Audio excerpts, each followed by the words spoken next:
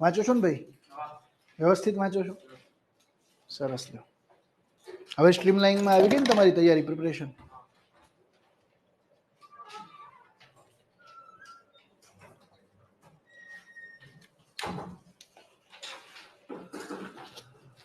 Okay, done છે. ચલો, pen ક્યાં છે વૈભવ?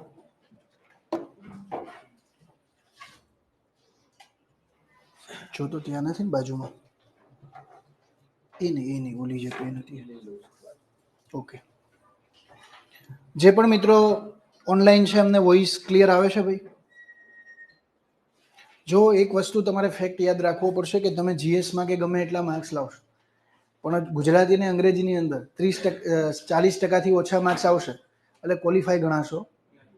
એટલે આપણો ટાર્ગેટ એ છે કે વીકલી હું 2 લેક્ચર અથવા એક લેક્ચર નિબંધનો લાવું, કે જેથી આપણું નિબંધ લેખનનું જે ટાસ્ક જે છે પૂરો થાય ને તમને થોડોક ટાઈમ પણ મળે ને હું લખવાની પ્રેક્ટિસ પણ કરાવું. એટલા માટે મેં તમને આગળથી જ વાંચીને આવવાનું કીધું હતું. કેટલા લોકોએ વાંચ્યું છે? જે રિફોર્મ થયા કેટલા લોકોએ વાંચ્યા છે? તમે તો વાંચ્યા જ હશે આરામથી.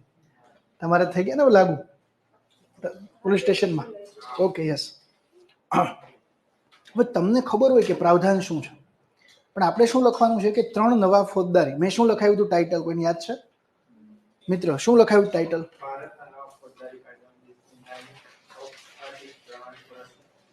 યસ, ન્યાયિક અપરાધ. કારણ કે આ કેના ઉપર ઇમ્પેક્ટ પાડશે? ન્યાયિક અપરાધી પ્રણાલી પર, ક્રિમિનલ જસ્ટિસ સિસ્ટમ ઉપર. ઓનલાઈન જે મિત્રો છે વોઇસ ક્લિયર આવે છે દોસ્તો? Okay, good. ચલો, ટાઇટલ શું છે આપણું? ભાઈ બોલો પાછળ, શું ટાઇટલ છે આપણું? 3 નવા.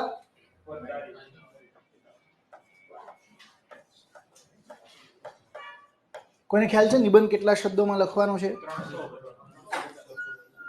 300 થી 350. એક્યુરેટલી તો 4 પેજ આપશે. કેટલા આપશે? 3.5 પેજ આપશે. એ બધાની લખવાની. એટલે ઘણા છૂટું લખતા હોય, ઘણું ભેગું લખતા હોય. હજી તમે ચેરમેને એવું નથી કીધું કે લીટીવાળા પેજ આવશે, કોરા પેજ આવશે.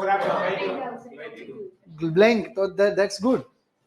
તો બ્લેન્કમાં જ આપણે પ્રેક્ટિસ કરાવશું. જો કે આપણે બ્લેન્કમાં જ પ્રેક્ટિસ કરાવી હતી, ગદ્યાર્થ ગણની, પત્ર લેખનની બધી. અને હવે 15 સપ્ટેમ્બરથી ફરીથી આપણી પ્રેક્ટિસ ગુજરાતીની ચાલુ થઈ જશે, કે જેથી આપણામાં ઇમ્પ્રુવમેન્ટ આવી શકે. 3 નવા ફોજદારી કાયદાઓ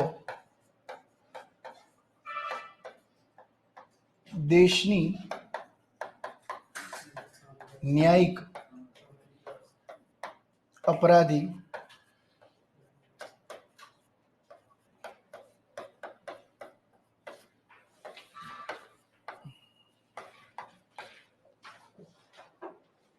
શું ભાઈ આની ઇન્ટ્રોડક્શન શું કરી શકો? કોઈ કહેશે? હા બોલો. નવા ફોજદારી કાયદાઓ ભારતની ફોજદારી ન્યાય પ્રણાલીને આધુનિક અને સુવ્યવસ્થિત કરવાનો પ્રયાસ કરે છે. તેને વર્તમાન જરૂરિયાત અને આદર્શો સાથે સંરેખિત કરે છે. તેઓ ન્યાયની વિભાવના પર ભાર મૂકે છે. એવી ઇન્ટ્રોડક્શન કરી છે. ઓકે, બીજા કોઈ કઈ રીતે વિચારી શકે ઇન્ટ્રોડક્શન આમાં? તે લખ્યું છે.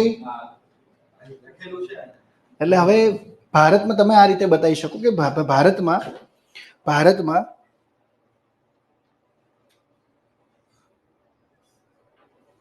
ભાઈ સોલંકી ભરતકુમાર નિબંધમાં શું શું આવે, ઇન્ટ્રોડક્શન કઈ રીતે લખવી, એનો મારો પહેલો લેક્ચર છે. એની અંદર મેં બેઝિક ચર્ચા કરેલી બધી, કે કઈ કઈ થીમ હોય, શું છે ને બધું. ઓકે, આખું હું અહીંયા નિબંધ જ લખાવાનું છું કે આની અંદર કઈ કઈ રીતે હું ઇન્ટ્રોડક્શન વિચારી શકું. ખ્યાલ આવે છે?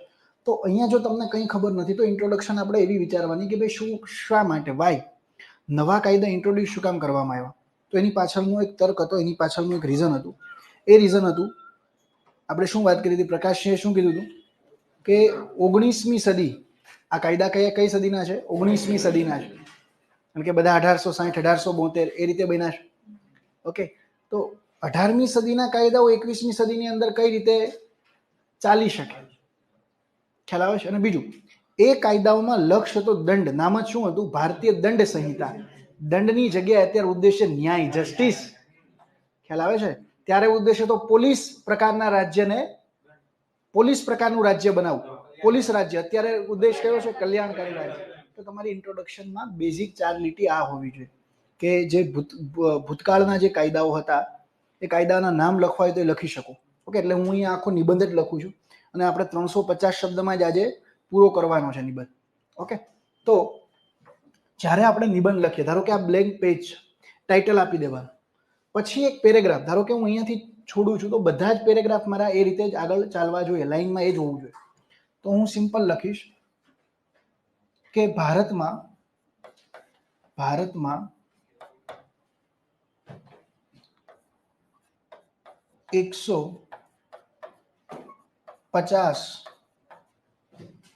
વર્ષ જૂના 19મી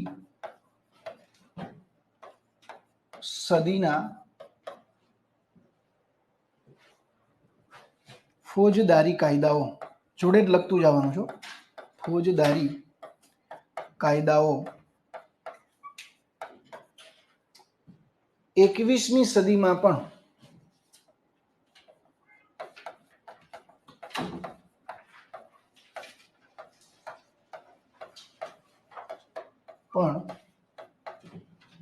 લાગુ હતા અથવા અમલી હતા, લાગુ હતા, કાર્યરત હતા, તો કોઈ પણ શબ્દ લખી શકો. આ બધા સિનોનિમ જ છે, તમને જે શબ્દ સારો લાગે એ લખી શકો. બ્રિટિશરો દ્વારા, હવે તમે એ બતાવી શકો કે બ્રિટિશરો દ્વારા જે નિર્માણ પામેલા જે કાયદાઓ હતા એનો લક્ષ્ય શું હતો? લોકોને દંડિત કરવાનો હતો. શું હતો? લોકોને. એટલે હું એ રીતે લખી શકું, ઉપનિવેશિક કાયદા. બ્રિટિશરો કોલોનિયલ રૂલ કહેવાય. કેવા કહેવાય? Colonial rule. એને ઉપનિવેશિક કાયદાઓ પણ આપણે કહી શકીએ. કેવા કહી શકીએ? ઉપનિવેશિક કાયદાઓ. તો બ્રિટિશરો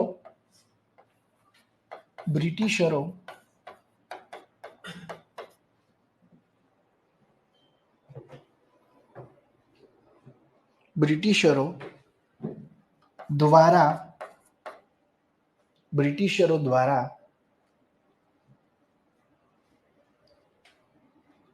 ઘડાયેલા ફોજદારી કાયદાઓનો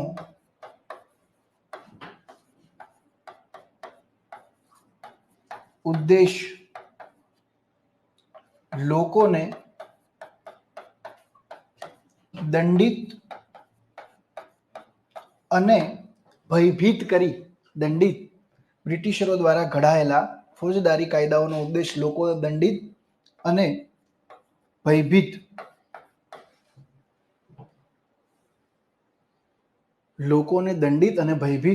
કરી પોલીસ રાજ્યની સ્થાપના સમગ્ર દેશમાં કરવાનો હતો. જેટલું તમારી આન્સર રાઇટિંગ પ્રેક્ટિસ હશે એટલો આપને વધારે ફાયદો થશે. લખવાનું જ છે આપણે. એસે રેગ્યુલર એક એસે હું તમને વીકમાં આ રીતે લખાઈશ બી ખરા. અહીંયા ભલે તમને થોડુંક ટફ પડશે કે જે બી પડશે, પણ પ્રેક્ટિસ તો કરવી જ પડશે નિબંધની. ઓકે, આપણે ઓન બોર્ડ લખવાનું છે, મોઢે લખવાનું છે. હું લખું એ જ પ્રેક્ટિસ તમારે કરવાની છે. બોલો. જૂના કાયદા છે સર, એમાં ભારતીય દંડ સહિત, એટલે હું એ જ કહું, હવે એ આવશે બધું. અહીંયા જુઓ હવે. ઓકે, એટલે અહીંયા મેં એટલે જ શું કીધું, અહીંયા શબ્દ કયો હતો? દંડિત કરવાનો હતો. હવે અત્યારે આપણું લક્ષ્ય શું છે? કલ્યાણકારી રાજ્ય બનાવવા માટેનું. તો માનનીય ગૃહમંત્રી જે છે, અત્યારના આપણા ગૃહમંત્રી, એણે પણ લોકસભાની અંદર સ્પીચ આપીને કીધું કે ઉપનિવેશિક કાયદાઓનો જે લક્ષ્ય જે છે એ દંડ કરવાનો હતો, પણ જે નવા કાયદાઓ જે છે એનો ઉદ્દેશ દંડના બદલે ન્યાય આપવાનો છે. શું છે? જે નવા 3 કાયદાઓ એવા છે. કયા 3 કાયદાઓને રિપ્લેસ કર્યા? તો નવા 3 કાયદાઓ હવે એ લખવાનું, સ્થાપના સમગ્ર દેશમાં કરવાનો હતો. પરંતુ હવે વર્તમાનમાં, અથવા તમે અહીંયા લખી શકો તાજેતરમાં, યસ, તારીખ ન લખવી હોય તો ચાલશે. 1 જુલાઈથી ચાલુ થયા છે, પણ આપણે તારીખ નથી લખવી તો ચાલશે. ઓકે, તાજેતરમાં લખી શકો. તાજેતરમાં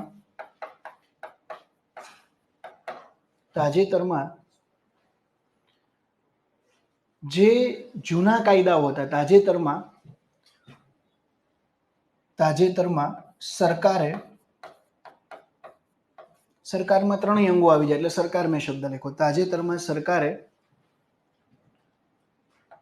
ભારતીય દંડ સંહિતા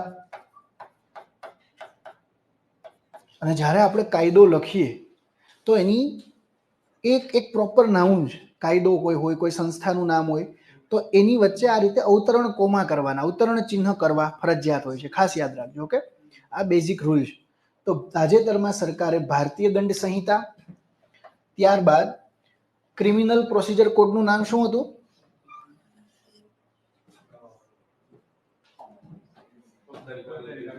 ફોજદારી કાર્યરીતિ અધિનિયમ.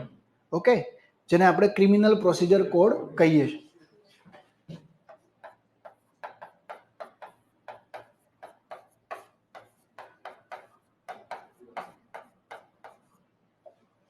ભારતીય દંડ સંહિતા, ફોજદારી કાર્યરીતિ અધિનિયમ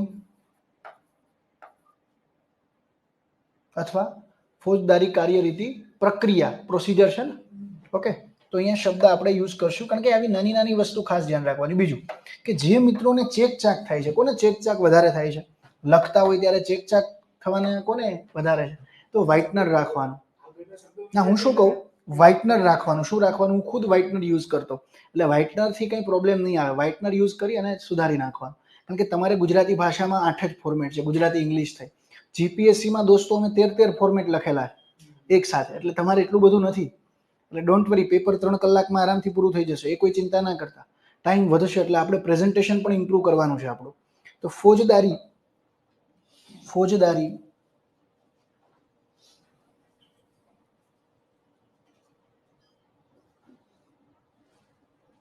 ભારતીય ઓકે ફોજદારી કાર્યરીતિ પ્રક્રિયા, ક્રિમિનલ પ્રોસિજર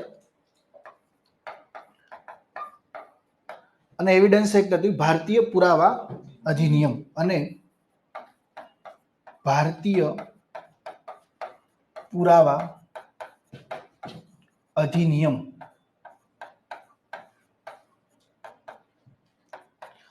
હવે મારે ત્રણે ને બદલાવ્યા છે, તો આવા નામ હોય તો મારે અનુક્રમે શબ્દ નાખવો પડે. આપણે એમને લખીને વહી આવીએ છીએ.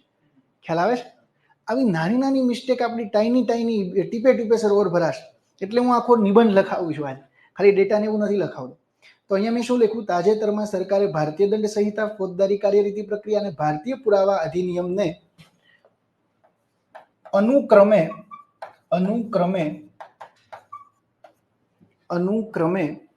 હવે એના નામ શું થઈ ગયા છે? ભારતીય ન્યાય સંહિતા. ઓકે, ભારતીય ન્યાય સંહિતા. દંડના બદલે હવે ઉદ્દેશ શું છે? જસ્ટિસ, ન્યાય. અનુક્રમે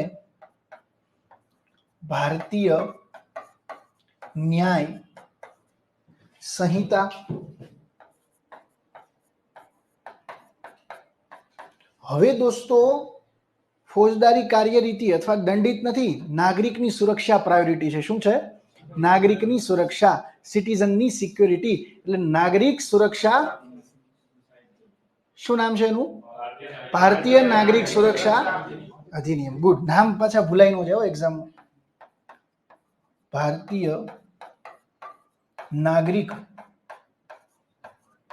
અને બીજું જોડણીની આપણી ભૂલો મિનિમમ હોવી જોઈએ આપણા નિબંધમાં. ઓકે, ભારતીય નાગરિક સુરક્ષા અધિનિયમ અને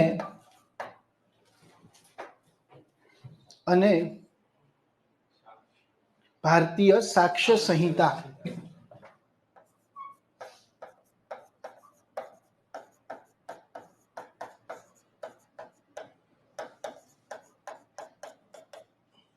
અને ભારતીય સાક્ષ્ય સંહિતામાં યસ એ આપણે ચાલશે. હવે વ્હાઇટનર ચાલશે. શું મેં લખ્યું? તાજેતરમાં સરકારે ભારતીય દંડ સંહિતા, ફોજદારી કાર્યરીતિ પ્રક્રિયા, ભારતીય પુરાવા અધિનિયમને અનુક્રમે ભારતીય ન્યાય સંહિતા, ભારતીય નાગરિક સુરક્ષા અધિનિયમ અને ભારતીય સાક્ષ્ય સંહિતામાં પરિવર્તિત કરેલ છે. ઓકે, એમાં શું કર્યા છે? તબદીલ અથવા પરિવર્તિત કરેલ છે સંહિતામાં. અહીંયા સુધી લખાઈ ગયું છે બધાને? ઓકે. પરિવર્તિત કરેલ છે. આ સુધારાઓનો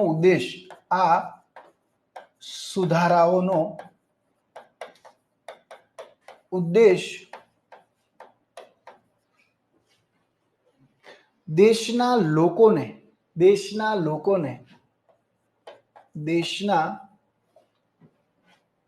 આ સુધારાઓનો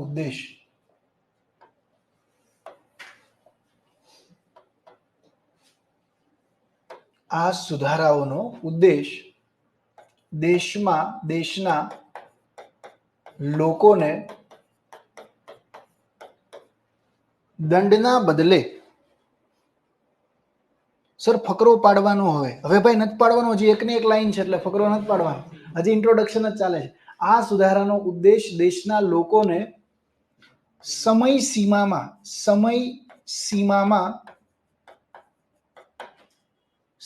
સીમામાં ન્યાય આપી ખરા અર્થમાં દેશમાં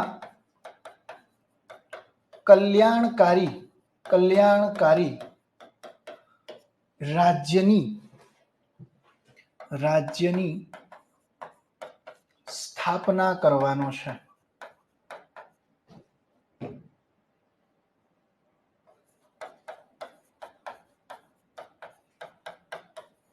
તો જ્યારે આપણે આવા શબ્દ લખીએ વેલફેર સ્ટેટ, કલ્યાણકારી રાજ્ય, તો એની નીચે દોસ્તો આપણે આપણી શું કરી શકીએ? અંડરલાઈન કરવાની. કોઈ ડેટા નાખવું, ધારો કે મેં એવું લખ્યું તો 1 જુલાઈ, એ પણ હું લખી શકું. હવે તમે આમાં કોટ પણ લખી શકો. કોટ શું લખી શકો? કે ભગવાન બુદ્ધે કહેલું. હવે હું આગળ કોટ કઈ રીતે લખી શકું? કે મહાત્મા બુદ્ધે કહેલું કે ન્યાય એ સુશાસનનો પાયો છે. Okay, justice is a foundation of good governance. તો જો આ અધિનિયમો ખરા અર્થમાં શું સુનિશ્ચિત કરશે? લોકોને ન્યાય સુનિશ્ચિત કરશે. તો હું અહીંયા આગળ એક કોટ પણ લખી શકું કે મહાત્મા. હવે અહીંયા હું કનેક્ટ કરું છું. આ પેલો મારો પેરેગ્રાફ પૂરો. હવે હું અહીંયા કનેક્ટ કરું છું. કઈ રીતે કનેક્ટ કરું છું? અહીંયા હું આ રીતે કોટ પણ લખી શકું અને મારે કઈ નામ ન આપવું તો આપી દઉં. આ રીતે કોટ લખી નાખો કે ન્યાય સુશાસનનો પાયો છે. આ કોટને હું આ રીતે બોક્સ બનાવીને લખીશ. કઈ રીતે લખીશ? બોક્સ બનાવીને. અને અહીંયા હું લખી નાખીશ, અહીંયા તમારે તો જગ્યા મળશે જ, મહાત્મા બુદ્ધ અથવા બુદ્ધ. આ રીતે લખશો તો પણ ચાલશે. કોટને હંમેશા કઈ રીતે બતાવવાનું? બોક્સની અંદર બતાવવાનું. કોટને હંમેશા બોક્સની અંદર બતાવવાનું. ઇન્ટ્રોડક્શન પૂરી. એક કોટ પણ તમારા આન્સરમાં આવી ગયું કે નહીં? કોટ. ઓકે, કોટ આવ્યું. કોટ એટલે જે કોઈ સારા મહાન વ્યક્તિએ જે વાત કરી હોય એ. સંસ્કૃતનો શ્લોક નાખી શકો. યતો ધર્મા તતો જયા. જ્યાં ધર્મ છે, જ્યાં ન્યાય છે, ઓકે, ત્યાં જ વિજય છે. શ્રીમદ ભગવદ્ ગીતાનો આ કોટ છે. તો હવે હું આને કઈ રીતે લખીશ? મેં અહીંયા કોટ તો લખી નાખ્યું. જો તમારે અત્યારથી જ આ બ્રેન સ્ટોર્મિંગ કરવું પડશે. મારી સામે કોઈ પણ એસે આવશે, હું લખી શકીશ, કારણ કે પ્રેક્ટિસ ઘણી કરેલી છે, વાંચન ઘણું છે. હવે હું નવો ફકરો પાડીશ. અહીંયા આગળ જો. હવે અહીંયા મારો ફકરો ક્યાં હતો? આમાં તો મારે પેજ ઓછા હોય એટલે તો આ જ લાઈનમાં પાછો મારો બીજો ફકરો આવવો જોઈએ. એટલે અહીંયા હું પાછો બીજો એક ફકરો પાડું છું. ઓકે, આ મારો પહેલો ફકરો પૂરો. હવે મારો બીજો ફકરો ચાલુ થાય છે. બીજા ફકરામાં હું લખીશ કે ભગવાન બુદ્ધના ઉક્ત વાક્ય અનુસાર ભગવાન બુદ્ધના ઉક્ત વાક્ય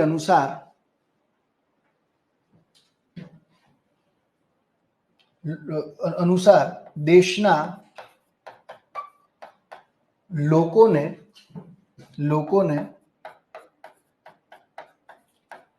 ગુણવત્તાયુક્ત અને ઝડપી ન્યાય મળે.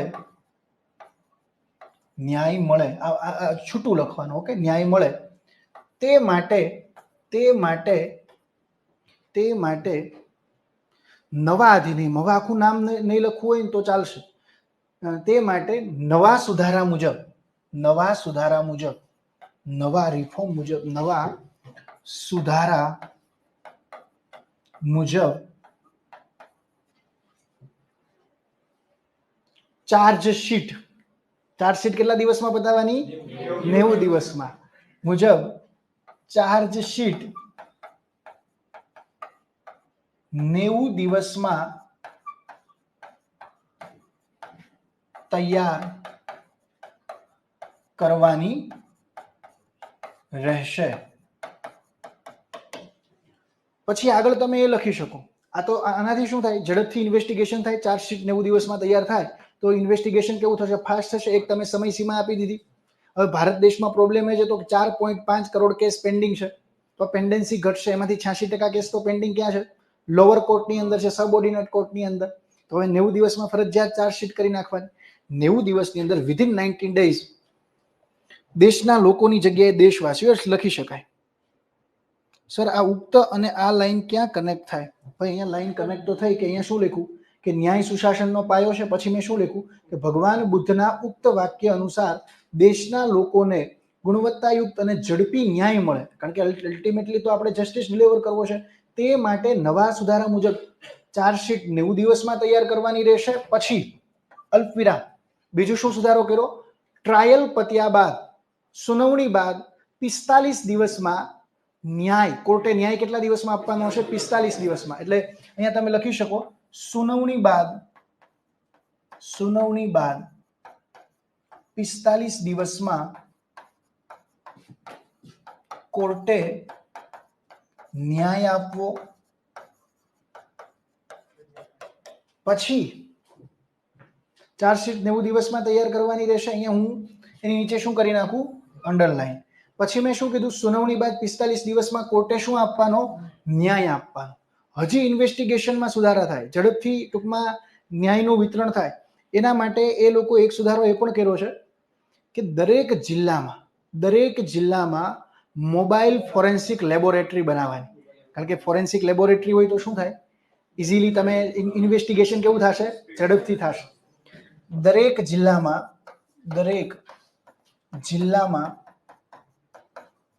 મોબાઈલ આ લખાઈ ગયું છે ભાઈ? દરેક જિલ્લામાં, જે મિત્રો ઓનલાઈન છે, બ્લેક કે રેડ પેન યુઝ નહીં કરવાની, બ્લુ જ કરવાની.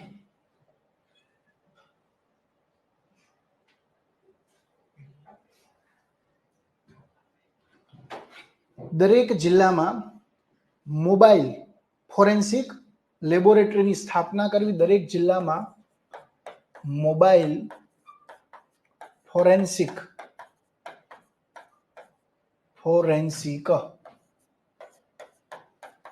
લેબોરેટરી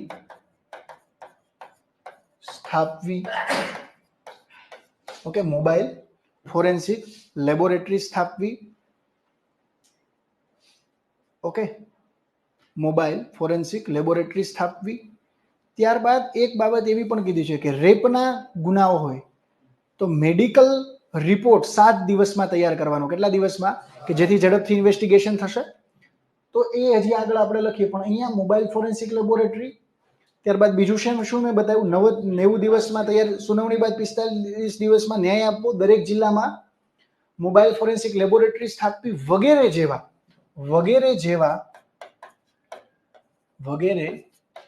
જેવા સુધારાઓના આધારે, સુધારાઓથી લોકોને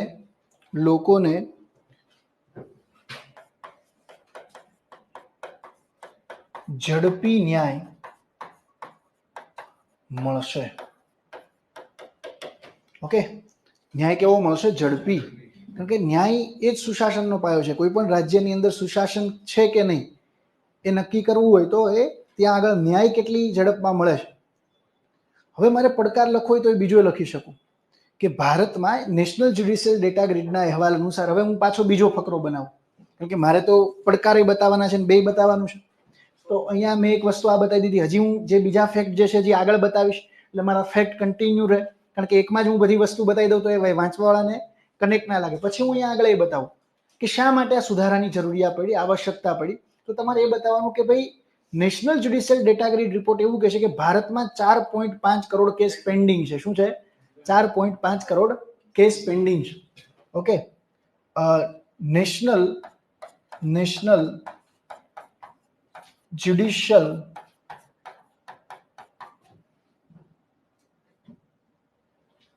ડેટા ગ્રીડ ના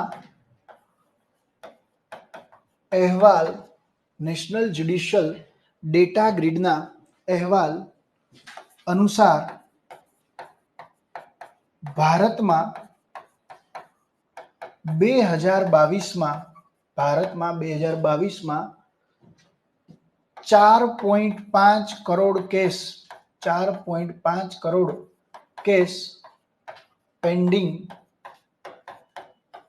હતા. કોર્ટની અંદર 2022માં 4.5 કરોડ કેસ પેન્ડિંગ હતા. અને કોઈ વ્યક્તિએ ખૂબ સરસ કહ્યું છે કે જસ્ટિસ ડિલે, અથવા તમે એવું લખી શકો, કહેવાય છે કે justice delayed means justice denied. ખ્યાલ આવે છે? તો જસ્ટિસ ડિલે થાય તો શું થાય? જસ્ટિસ તમે ના બરાબર કહેવાય. તો ઇંગ્લિશનું કોડ પણ તમે લખી શકો છો. ઓકે, કહેવાય છે કે, બોલો. ચાલે, કાઉન્સમાં તમારે એનું NJDA લખી નાખવાનું, ચાલે ઇંગ્લિશમાં. Okay, don't worry. કહેવાય છે કે justice delayed means justice denied. Line કરવાની મિત્ર, હો ભાઈ. હવે એ તો મેં તમને કીધું છે કે ડેટા લખું ત્યાં ન્યાય કરવાની છે. ઓકે, ત્યાં ઓબ્વિયસલી કરવાની છે ભાઈ. અત્યારે વી પાનસુરિયા હું તમને કરાવું છું મિત્ર અહીંયા, અને તમે યાર જૂલ સુધારાનો એસે લાવો છો યાર. આપણે આખો એસે લખીએ છીએ દોસ્ત. હવે અત્યારે તમારે યાર જેલ સુધારાની ક્યાં આમાં વાત જ કરવાની છે? અત્યારે આપણે કયો એસે લખીએ છીએ? એના કોઈ પોઈન્ટ હોય તો તમે લાવો. કારણ વગરના વચ્ચે એ રીતે ડિસ્ટર્બ કરો છો. Justice delay means justice denied. આ ટોપિક સિવાયની બીજી કોઈ ચર્ચા નથી કરવાની. Justice delayed means justice denied. Okay, હવે અહીંયા આગળ મેં શું કીધું કે કહેવાય છે કે justice delayed means justice denied. પછી મારે એવું લખી નાખવું હોય તો એવું લખી શકાય કે અર્થાત ન્યાયમાં વિલંબ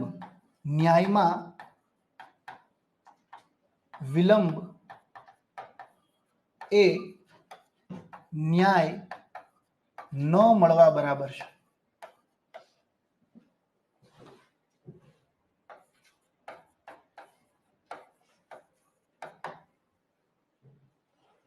ઓકે, હવે પછી લખવાનું કે આ સુધારાઓ, અથવા તમે લખી શકો વર્તમાન ફોજદારી સુધારાઓ મુજબ, વર્તમાન ફોજદારી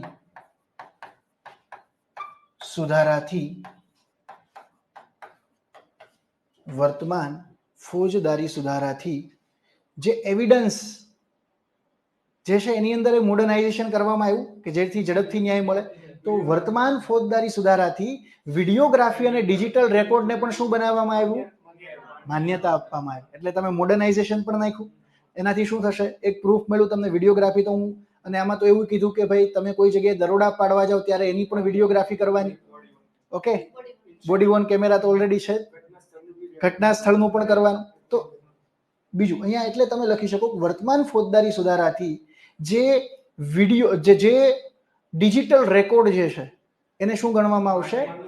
માન્યતા મળી. જે આગળ માન્યતા હતી નહીં. તો ડિજિટલ અને ઇલેક્ટ્રોનિક રેકોર્ડને પણ પ્રૂફની તપાસ, પ્રૂફની શું આપવામાં આવી છે? માન્યતા આપવામાં આવેલી છે. આ એક બહુ મોટો સુધારો કહેવાય. કારણ કે આપણે શું કીધું હતું આગળ? શું કીધું હતું કે ટેકનોલોજી કઈ સદીની છે? 20મી સદીની. હવે તમે કહી શકો કે 21મી સદીની ટેકનોલોજી છે. તો વર્તમાન ફોજદારી સુધારાથી ડિજિટલ અને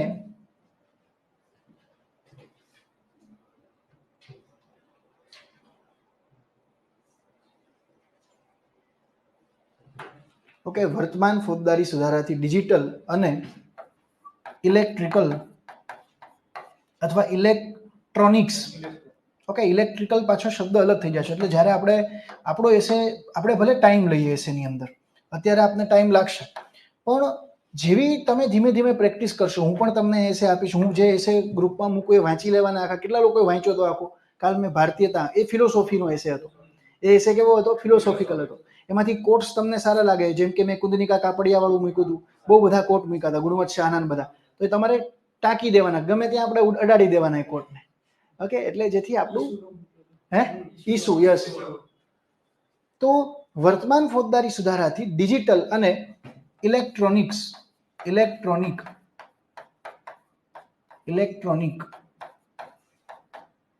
રેકોર્ડને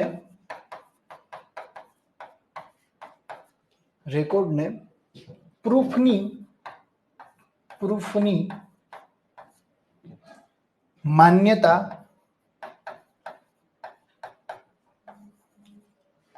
આપવામાં આવેલ છે.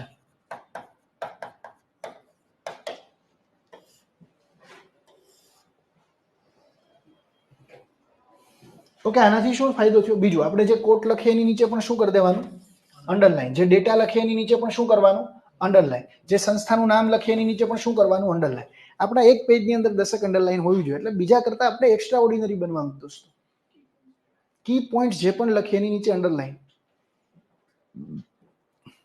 ક્લિયર થયું ભાઈ? આપણે અહીંયા આગળ વર્તમાન સમયની જે સમસ્યાઓ જે છે એને પણ આલેખવી પડશે. તો અહીંયા આગળ શું હતું? અત્યાર સુધી ડિજિટલ અને જે ઇલેક્ટ્રોનિક્સ રેકોર્ડ હતા અથવા રેકોર્ડ હતા, એને પ્રૂફની માન્યતા હતી નહીં. હવે પ્રૂફની માન્યતા તમે એને આપીશ, જેથી શું થશે? સુનાવણી ઝડપી થશે. આના લીધે શું થશે? સુનાવણી ઝડપી થશે. ટ્રાયલ જે છે એ કેવી થશે? ઝડપી થશે. તો આ સુધારાથી, આ ફેરફારથી કોર્ટમાં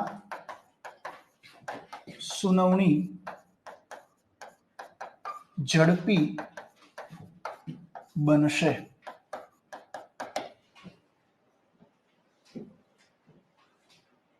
ક્લિયર? આનાથી ફાયદો શું થશે? સુનાવણી કેવી થશે? ઝડપથી થશે, સ્પીડમાં થશે. અહીંયા મારે થોડુંક ત્રાસુ ગયું છે, પણ હકીકતમાં ત્રાસુ જવું જોઈએ નહીં. તમારે ત્રાસુ જવું જોઈએ નહીં. હવે દોસ્તો, આ જે કાયદાઓ બન્યા હતા, હવે અહીંયા સુધી બધાને ક્લિયર થઈ ગયું. હવે તમે એ લખી શકો કે આની જરૂરિયાત શું હતી, આ કઈ રીતે ન્યાયિક અપરાધી પ્રણાલીની અંદર સુધાર લાવે છે, એ આપણે બતાવવાનું છે. તો અત્યાર સુધી કેવું હતું કે કેટલા જે 19મી સદીમાં જે ગુના હતા, 21મી સદીમાં ગુનાએ પોતાનું સ્વરૂપ બદલેલ. ખ્યાલ સમજજો. ગુનાઓએ પણ જે, કારણ કે બુદ્ધે એવું કીધું હતું કે આ દુનિયાની અંદર એક જ વસ્તુ શાશ્વત છે. તો હું તમને એક્સ્ટ્રા કોટ કહું છું, એ છે પરિવર્તન. સમય સાથે પરિવર્તન થવું જોઈએ. જેમાં પરિવર્તન થતું હશે એ નિર્મળ હશે. નદી વહે છે, નિર્મળ છે. ખાબોચિયું બંધિયાર છે, એટલે ગંદકી ફેલાવે છે. એટલે જેના વિચારો બંધિયાર હશે એ હંમેશા ગંદકી ફેલાવશે. ત્યાં મચ્છર થાય, ત્યાં ઉપદ્રવ થાય. પણ જે વ્યક્તિ સરિતાની માફક પોતાના વિચારોને બદલતો રહેતો હોય, પ્રવાહિત હોય, એ નિર્મળ હોય. નદી નિર્મળ હોય. પણ નદીને પણ દૂષિત કરી છે માણસના વિચારોએ. ગંગા અત્યારે પ્રદૂષિત થઈ ગઈ છે ને, તો એમાં માણસની ભૂમિકા વધારે છે. પેલા નિર્મળ જ નીર એનું વહેતું હતું, પણ માણસના હસ્તક્ષેપના લીધે આજે નદી પણ. એટલે આવું બધું ફાંકા ફોજદારી દેશે એમાં કરવા. પણ આપણી ભાષા, આપણા કોડ, એ બધું આપણા આન્સરની અંદર હોવું જોઈએ. ડેટા નાખીએ છીએ, કોઈ કીવર્ડ્સ નાખીએ તો નીચે અંડરલાઈન કરવાની. ક્લિયર છે ભાઈ? શું વાત કરતા હતા આપણે? કે 21મી સદીમાં ગુનાઓએ પોતાનું સ્વરૂપ બદલેલ છે. ગુનાઓએ પોતાનું સ્વરૂપ બદલેલ છે કે જેથી આ જે ફોજદારી સુધારા થયા, તો એમાં નવા ગુનાઓને પણ વ્યાખ્યાયિત કરવામાં આવ્યા છે કે જેથી એને પણ એ બાબતે એને પણ સજા કરી શકાય. તો 21મી સદીમાં, એટલે તમે આગળ લખી શકો કે 21મી સદીમાં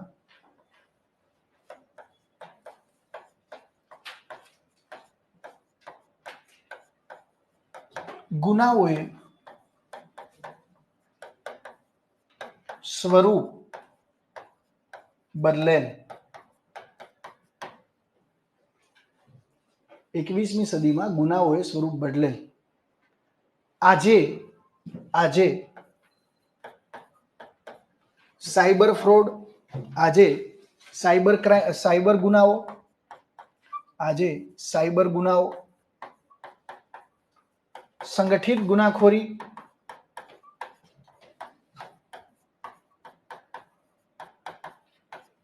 આજે સાયબર ગુનાઓ, સંગઠિત ગુનાખોરી, આતંકવાદ, ચેઇન સ્નેચિંગ,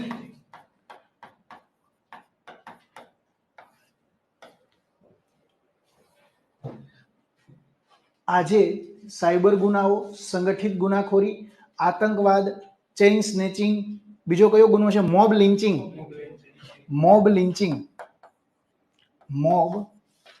લિંચિંગ વગેરે જેવા ગુનાઓ દેશમાં દિન પ્રતિદિન પ્રવેગિત ગતિએ, પ્રવેગિત ગતિ, ઓકે, દેશમાં દિન પ્રતિદિન પ્રવેગિત ગતિએ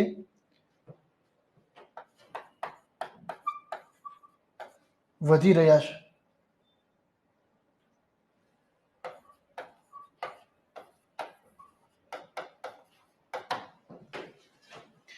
જેથી નવા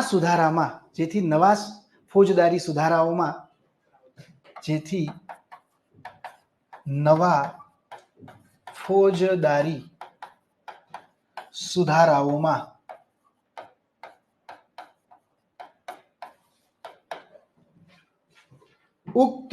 ઉક્ત એટલે ઉપરના ઉક્ત ગુનાઓને, જેથી નવા ફોજદારી સુધારાઓમાં ઉક્ત ગુનાઓને વ્યાખ્યાયિત કરવામાં આવેલા છે.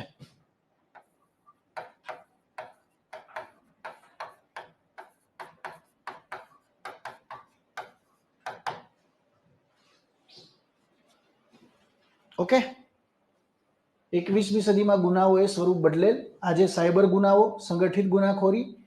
હવે તમારામાં લખવું હોય તો તમે લખી શકો કે 20મી સદીમાં કોઈ પણ પ્રકારના સાયબર ક્રાઇમ નહોતા. તાજેતરમાં જે, હવે મારે આગળ આમાં વચ્ચે લખવું હોય તો લખી શકું, અથવા મારે આનો ડેટા લખવું હોય તો એ રીતે લખી શકું કે તાજેતરમાં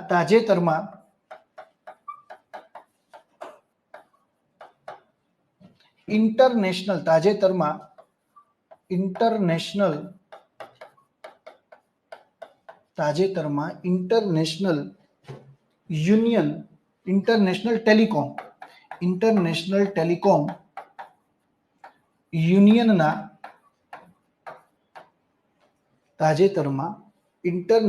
ટેલિકોમ યુનિયનના અહેવાલમાં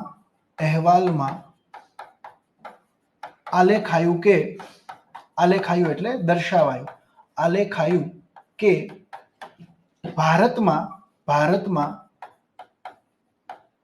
દર વર્ષે 25 લાખ સાયબર ગુનાઓ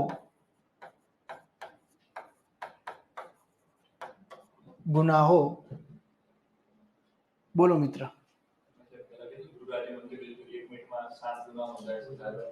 એ તો ગુજરાતની અંદર વાત કરું છું, હું આખા ભારતમાં વાત કરું છું. અને આ રિપોર્ટ અલગ છે. આ રિપોર્ટ કોનો છે?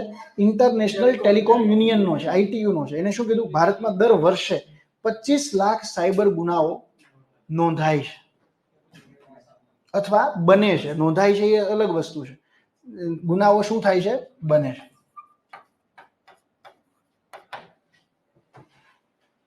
એટલે આ શું બતાવે છે? આ ફેક્ટ શું બતાવે? ડેટા શું બતાવે છે? કે સાયબર ફ્રોડને વ્યાખ્યાયિત કરવો પડે. એથી જ હવે તમે આગળ કહી શકો કે એથી જ 21મી સદીના આ નવા ગુના સાયબર ક્રાઇમને એક સંગઠિત ગુનાખોરીની વ્યાખ્યાની અંદર સમાવેશી બનાવ્યો છે. સાયબર ફ્રોડ હવે કેવો ફ્રોડ છે?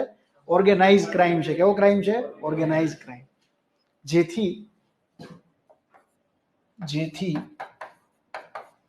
નવા સુધારા દ્વારા, જેથી નવા સુધારામાં સાયબર ફ્રોડને, અથવા આ સાયબર ફ્રોડ લખશો તો ચાલશે, સાયબર ફ્રોડને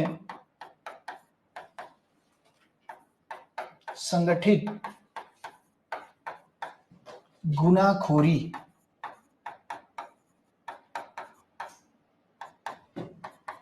ની વ્યાખ્યામાં સમાવેશી કરાયેલ છે. જોડણીભાઈ ખ્યાલ રાખવી પડે. ઓકે, હવે દોસ્તો મેં તમને એક કોટ કીધેલું એરિસ્ટોટલનું. એરિસ્ટોટલે શું કીધું હતું? 21મી સદીમાં બીજો પણ થોડો કેસે લાંબો થાય પણ મજા આવશે, એમાંથી તમને ઘણા પોઈન્ટ યાદ રહી જશે. એરિસ્ટોટલે શું કીધું હતું કે લોક જાગૃતતા વગરનું લોકતંત્ર ટોળાતંત્રમાં પરિવર્તિત થાય છે, અને વર્તમાન સમયમાં મોબ લિંચિંગની ઘટના પણ શું થતી હતી? વધતી હતી. એટલા માટે પણ શું કર્યું સરકારે? મોબ લિંચિંગને શું કર્યું છે?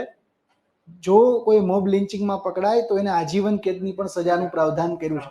અત્યાર સુધી ક્યારેય મોબ લિંચિંગનું હતું નહીં. તો હું તમને કોટ ખાલી અહીંયા કહી દઉં છું, અત્યારે લખતો નથી, પણ એ કોટને હું ક્યાં કનેક્ટ કરી શકીશ? મોબ લિંચિંગના કેસમાં. શું કીધું ભાઈ મોબ લિંચિંગમાં?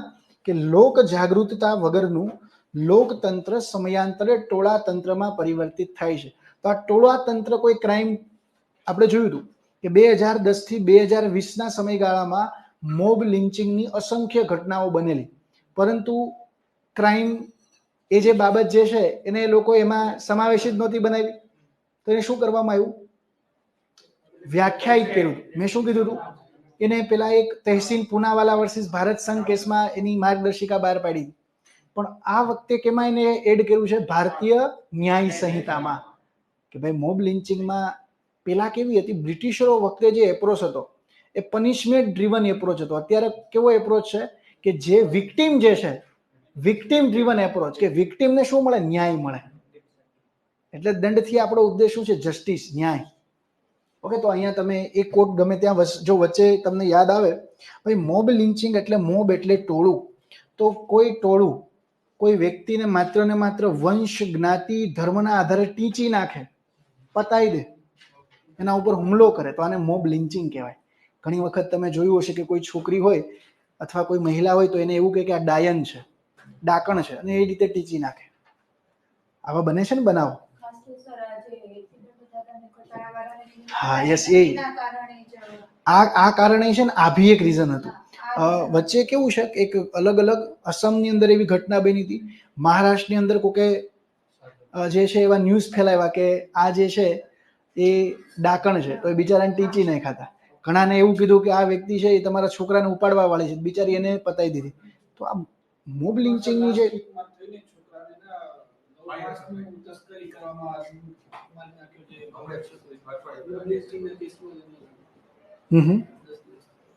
વાહ, સરસ.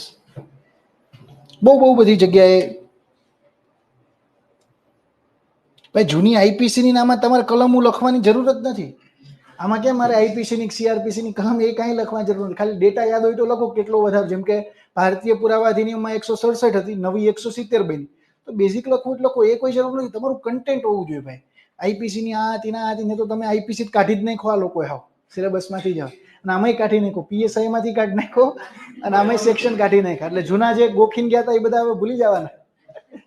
તો અહીંયા આગળ શું કીધું હતું? આ તમને ખાલી કોટ તમારે યાદ રાખવું તો રાખી દેજો કે લોક જાગૃતતા વગરનું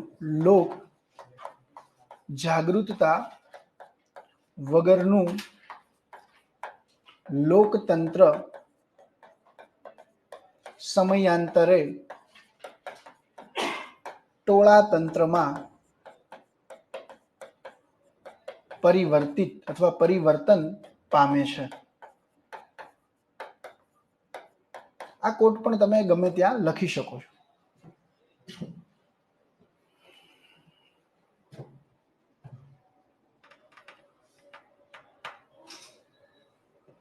ઓકે દોસ્તો, એ પણ આપણે કોટ લખી શકીએ છીએ. હવે હું કઈ ચર્ચા કરતો હતો? સાયબર ક્રાઇમની ચર્ચા પૂરી કરી. પછી બીજી કંઈક હું ચર્ચા કરતો હતો. હા, ઓકે, યસ, સંગઠિત ગુનાખોર એટલે એ બધા ક્રાઇમ નવા આવી ગયા. તો એક તમે પેરેગ્રાફમાં લઈ લીધા. હવે દોસ્તો ગાંધીજી એવું કીધું હતું, ગાંધીજીને કોટ લખી શકો કે લોકશાહી એટલે શું. હું એવું માનું છું કે જે નબળામાં નબળો વર્ગ હોય એને પણ સમાન ન્યાયની તકો મળે, એ મારા માટે લોકતંત્ર છે, એ મારા માટે ડેમોક્રેસી છે. તો હવે આ સુધારા દ્વારા એ પણ સુનિશ્ચિત કર્યું છે. કઈ રીતે? કે મહિલાઓ વિરુદ્ધના જે રેપના ક્રાઇમ હશે સગીરા, તો ફાંસીની સજા કરી. ઓકે, અને રેપના ગેંગ રેપના કિસ્સામાં મિનિમમ સજા 20 વર્ષ કરી. ઓકે, બાળકોની તસ્કરી માટે પણ એક આખું અલગ પ્રાવધાન મૂક્યું કે નથી મૂક્યું? સોસાયટીના જે નબળા વર્ગો જે છે એને ન્યાય. બીજું હજી આમાં હું લખી શકું કે રેપના કિસ્સામાં 7 દિવસમાં મેડિકલ રિપોર્ટ ડોક્ટરે સબમિટ કરાવો. તો આ તમે શું કર્યું? ફાસ્ટ જસ્ટિસ માટે. એટલે પણ એ એક વલ્નરેબલ સેક્શન થયું કે નહીં? મહિલાઓ, બાળકો, આ વર્ગો કેવા થયા? નબળા વર્ગો. એટલે હવે ગાંધીજી શું કહે છે કે લોકતંત્રની અંદર એમને પણ તકો ન્યાયની કેવી મળવી જોઈએ? સમાન. તો એ લોકતંત્ર છે. ઓકે, એને પણ જસ્ટિસની જે ઓપોર્ચ્યુનિટી જે છે એ સરખી મળવી જોઈએ. ઓકે, તો હવે આપણે આગળ એ વસ્તુ પણ લઈ જઈએ. ભાઈ આમાં દરેક ખિસ્સામાં કાયદો હોય તો આમાંય પોસિબલ નહીં થાય. કોઈને કંઈ પોલીસવાળાને અને લોયરને એ બધાને જ કાયદો ખબર હશે, બધાને જ નહીં ખબર પડે. કારણ કે લોકોને આમાં રસ નથી. લોકોને ટિકટોક, ઇન્સ્ટાગ્રામ આમાં વધારે રસ છે, રીલ્સમાં ને રીલ કલ્ચરમાં વધારે રસ છે રિયલ કરતા. હવે આગળ હવે આગળ આપણે વધીએ. મહાત્મા ગાંધીનું આપણે કોટ નાખવું હોય તો એ રીતે નાખી શકીએ કે ભાઈ મારા મતે આદર્શ લોકતંત્ર એ છે કે જેમાં મારા મતે આદર્શ લોકતંત્ર એ છે કે જેમાં નબળા એટલે વલ્નરેબલ, નબળા વર્ગોને ન્યાયની સમાન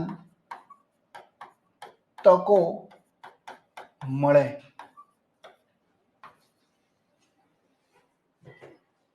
મહાત્મા ગાંધી. જો કોટ કઈ રીતે કનેક્ટ કરવા, બધા નથી કરી દેવાના કનેક્ટ, જે લાગતા વળગતા હોય કરવાના છે આપણે. ઓકે, તો મારા મતે આદર્શ લોકતંત્ર એ છે કે જેમાં નબળા વર્ગોને ન્યાયની સમાન તકો મળે. ભાઈ અત્યારે લાલભાઈ અત્યારે જે કરાવું છું એ કરને ભાઈ. અણધાર્યું ટાઇટલ નહીં આવે એ ક્યાં તમારે અત્યારે જોવાનું? 5 નિબંધ હશે, એક નિબંધમાં અણધાર્યું ટાઇટલ આવશે. એક તો યાર આવડે નિબંધ યાર, તો ભાઈ તૈયારી જ મૂકી દેવાય. હું તમને ડીમોટિવેટ નથી કરતો, પણ દર વખતે તમે આવી યાર કોમેન્ટ કરો છો કારણ વગરની, ઇનરેશનલ.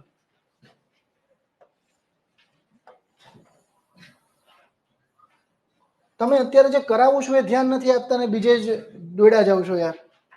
અહીંયા મને નથી ખબર કે આ રીતે કોઈ લાઈવ નિબંધ લખાવતું હોય ગુજરાતમાં. ઓકે, કોઈ ફેકલ્ટી કરાવતું હોય લાઈવ નિબંધ તમને યાર કનેક્ટ કરાવતું હોય. હવે તમને યાર ઓનલાઈન જે મિત્રો જે છે, તમને લાલભાઈ તમને 5,000માં યાર 5-6 હજારમાં મેં કંઈક કોર્સ એક્ટિવ કરાવ્યો. તમે આની પહેલા આવી કંઈક ક્વેરી ને એવું બધું કરતા હતા અનિલ સાહેબને. તો પ્લીઝ ભાઈ થોડુંક ધ્યાન આપો ને યાર. તો અહીંયા આગળ મારા મતે આદર્શ લોકતંત્ર એ છે કે જેમાં નબળા વર્ગોને ન્યાયની સમાન તકો મળે. આ લેખું તો નવા ફોજદારી સુધારામાં શું છે? મહિલાઓ, બાળકો, વૃદ્ધો વગેરે જેવા નબળા વર્ગોને ન્યાયની સમાન તક મળે તે માટે સુધારા કર્યા. ભાઈ સુધારા કયા કયા છે આપણે કહેવાનું કે શું સુધારો કર્યો? કે ભાઈ રેપના કિસ્સામાં 7 દિવસમાં મેડિકલ રિપોર્ટ ફરજિયાત સબમિટ કરવો. ઓકે, લખ્યું છે કે નથી લખ્યું આવું? ઓકે, તો એ હવે આપણે બીજું પોલીસ કસ્ટડીમાં પણ કેવું કર્યું છે એ તો હજી આનું નેગેટિવ ઇમ્પેક્ટ હું લખીશું. હું એક નેગેટિવ ઇમ્પેક્ટ એ લખીશ ને બીજું કે 90% તો કોપી પેસ્ટ છે જૂનું. એટલે એ હું છેલ્લે લખીશ નેગેટિવ ઇમ્પેક્ટમાં. અત્યારે નેગેટિવ ઇમ્પેક્ટ આપણે વધારે લખવાના. આમાં બાકી નેગેટિવ ઘણી વસ્તુ છે, પણ હું એક જ ફકરામાં નેગેટિવ ઇમ્પેક્ટ લખી અને પૂરું કરીશ ને છેલ્લે ફેર કન્ક્લુઝન કરીશ. ઓકે, બોલો.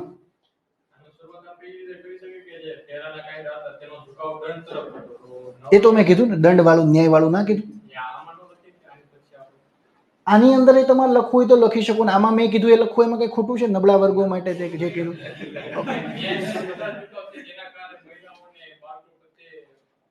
એટલે હું એ જ કહું છું, બીજી વખત એ વસ્તુ રિપીટ નથી કરવાની આપણે. જો એક વસ્તુ નિબંધની અંદર યાદ રાખવાની કે આપણું રિપીટેશન ના થવું જોઈએ, એટલા માટે તો હું આ નવું કોટ લાવ્યો કે તમારે કોટ, ધારો કે મેં તમને કોટની પીડીએફ આપી દીધી, પણ કોટનો આપણે ઉપયોગ ક્યાં કરવો, તો એ હું તમને અહીંયા શીખવાડવા માંગુ છું. ખ્યાલ આવ્યો? તો હવે આપણે આગળ વધીએ.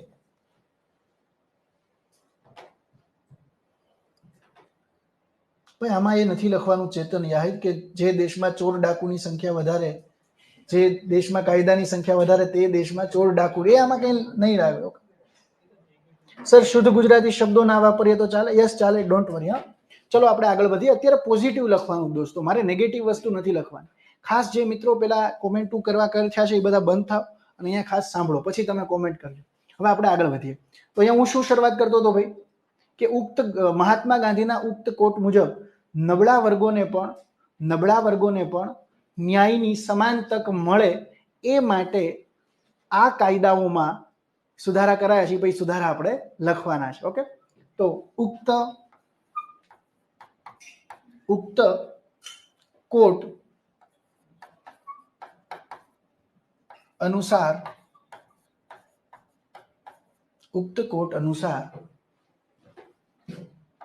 નબળા વર્ગોને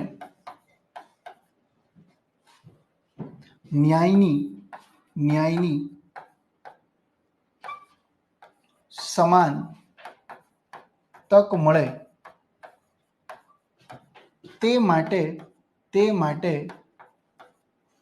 તે માટે હવે જે સુધારા થયા છે એ લખવાય તો કનેક્ટ કરી શકો. તે માટે સુધારા શું થયા છે? કેમાં? એટલે આપણી પાસે આમાં કન્ટેન્ટ વધારે છે, એટલે તમે કરવું હોય તો લખી શકશો, કારણ કે હજી કન્ટેન્ટ ફેક ન્યૂઝ ને બધું છે. ઓકે, એટલે આપણે 300 શબ્દોમાં જ લખવાનું છે, એટલે થઈ જશે 350 શબ્દોમાં ગણિત. ઓકે, અથવા તમે એ કહી શકો કે આ ઉક્ત કોટ અનુસાર નબળા વર્ગોને ન્યાયની સમાન તક મળે તે માટે ફોજદારી સુધારાઓ કરાયા છે. પછી તમે જે ફોજદારી સુધારા લખો એ બી હાલે. ઓકે, તે માટે નવા ફોજદારી કાયદાઓમાં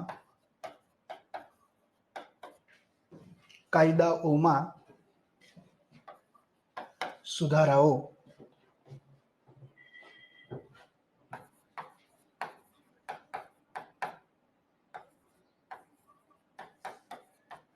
હવે મારે આ વાક્યથી ચાલુ કરવું તો એવું મારે બતાવવું પડે જેમ કે, ઉદાહરણ. ઓકે, જેમ કે કરીને હું ચાલુ કરીશ, પછી અલ્પવિરામ કરવું પડે. જેમ કે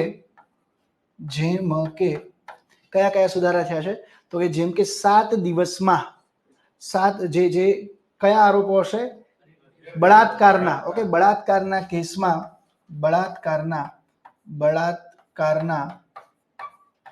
કેસમાં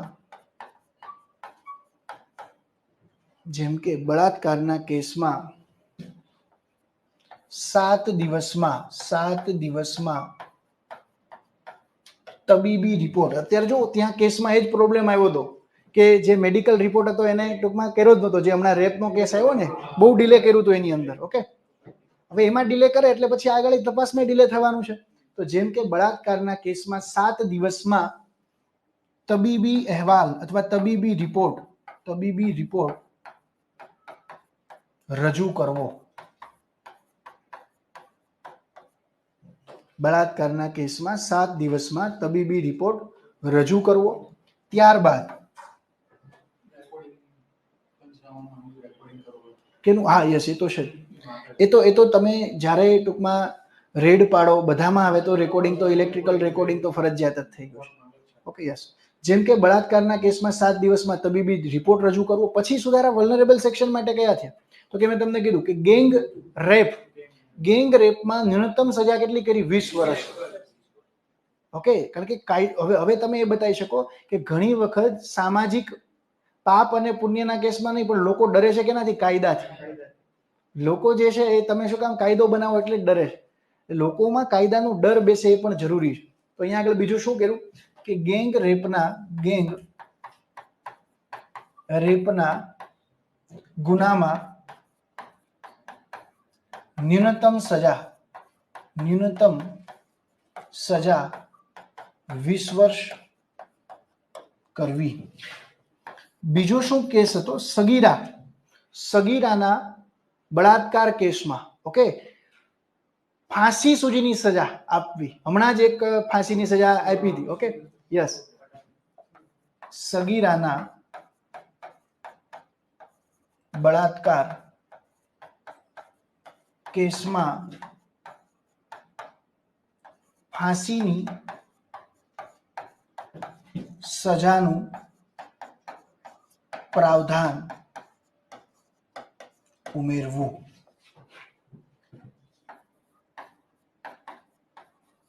બીજું દોસ્તો એક વસ્તુ મહત્વની છે કે એક આખું પ્રકરણ જ આ વખતે મહિલાઓ અને બાળકો વિરોધના ગુનાઓ એવું કર્યું છે. કોઈ તમને તો ખ્યાલ છે ને, જે લોકો તમે પોલીસમાં છો એમને, કે આખું ભારતીય ન્યાય સંહિતામાં એક પ્રકરણ આખું એક ચેપ્ટર કેના વિરુદ્ધ કર્યું છે? મહિલાઓ અને બાળકો વિરોધના ગુનાઓ. તો આ શું બતાવે છે? ક્રેડિબિલિટી, કમિટમેન્ટ સરકારનું, કે એ શું કરશે કે જે બાળકો અને મહિલાઓ કે જે વલ્નરેબલ સેક્શન જે છે એને જસ્ટિસની ડિલિવરી આપવી. ખ્યાલ આવે છે? તો આ પણ તમે લખી શકશો. અને આગળ આપણે લખી શકશું. શું લખી શકશું? કે ભાઈ ભારતીય ન્યાય સંહિતામાં આગળ લખીએ, ભારતીય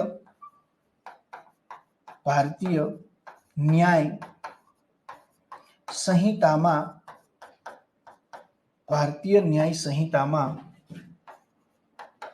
મહિલાઓ અને બાળકો વિરુદ્ધના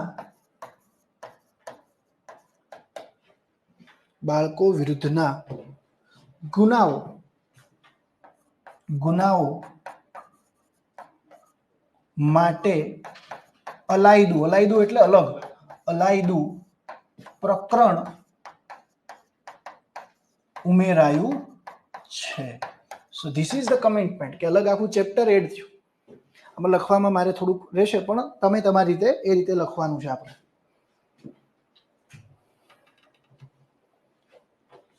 ક્લિયર છે અહીંયા સુધી બધાને? હવે દોસ્તો સમય સાથે શું બદલવું જોઈએ? ટેકનોલોજી. તો અને તમે એ ભી કહી શકો કે ભારતમાં આ જે છે એને જ તમારે કનેક્ટ કરવું હોય તો એવું રીતે કરી શકો કે ભાઈ ન્યાયિક અપરાધી પ્રણાલીમાં, આને જ મારે કનેક્ટ કરવું હોય તો એવું કહી શકાય કે ન્યાયિક અપરાધી પ્રણાલીમાં અત્યાધુનિક ટેકનોલોજી ઉમેરાય તે માટેના પ્રયાસો પણ આ સુધારાઓની અંદર કરાયા છે. જેમ કે EFIR છે વિડીયો કોન્ફરન્સથી ટ્રાયલ, જોઈન્ટ ટ્રાયલનો કન્સેપ્ટ લેવો. તો હવે નાખવાનું ના બધું, હવે એ નાખવું પડશે. અથવા મારે એ રીતે બતાવવું તો એ બતાવી શકું કે ભારતમાં ન્યાયિક અપરાધી પ્રણાલીમાં સુધારા થાય એ માટે બહુવિધ સમિતિઓ રચાઈ હતી. પદ્મનભૈયા સમિતિ, જે સમિતિએ સુધારો સૂચવેલ કે ન્યાયિક અપરાધી પ્રણાલીમાં અત્યાધુનિક ટેકનોલોજીની આવશ્યકતા છે. તો જેને ધ્યાને લઈને આ સુધારાઓમાં જે આપણે ટેકનોલોજી EFIR, સમન, કોર્ટ આ બધું એડ કરવામાં વાત કે joint trial, joint video trial. Okay. બીજું ફરજિયાત જ્યારે કોઈ દરોડા પાડવા જાય ત્યારે બોડી વોર્ન કેમેરા પહેરીને જવાનું. તો આ બધું શું બતાવે છે કે હવે તમે ડિજિટલ થયા છે. બીજું ડિજિટલ રેકોર્ડને આગળ તો મેં બતાવી દીધું પ્રૂફ તરીકે ગણવાનું. તો હવે ક્રિમિનલ જસ્ટિસ સિસ્ટમમાં પણ ગવર્નન્સ ને આના માધ્યમથી શું કર્યું છે? તમે ઇન્ટ્રોડ્યુસ કર્યું છે શાસનને. તો હવે આપણે એ પેરેગ્રાફ લખશું. આપણી પાસે ડિટેલ હશે, નોલેજ હશે, પણ આપણે એ આખું પૂરું કરવાનું છે. ઓકે, ચલો આગળ વધીએ.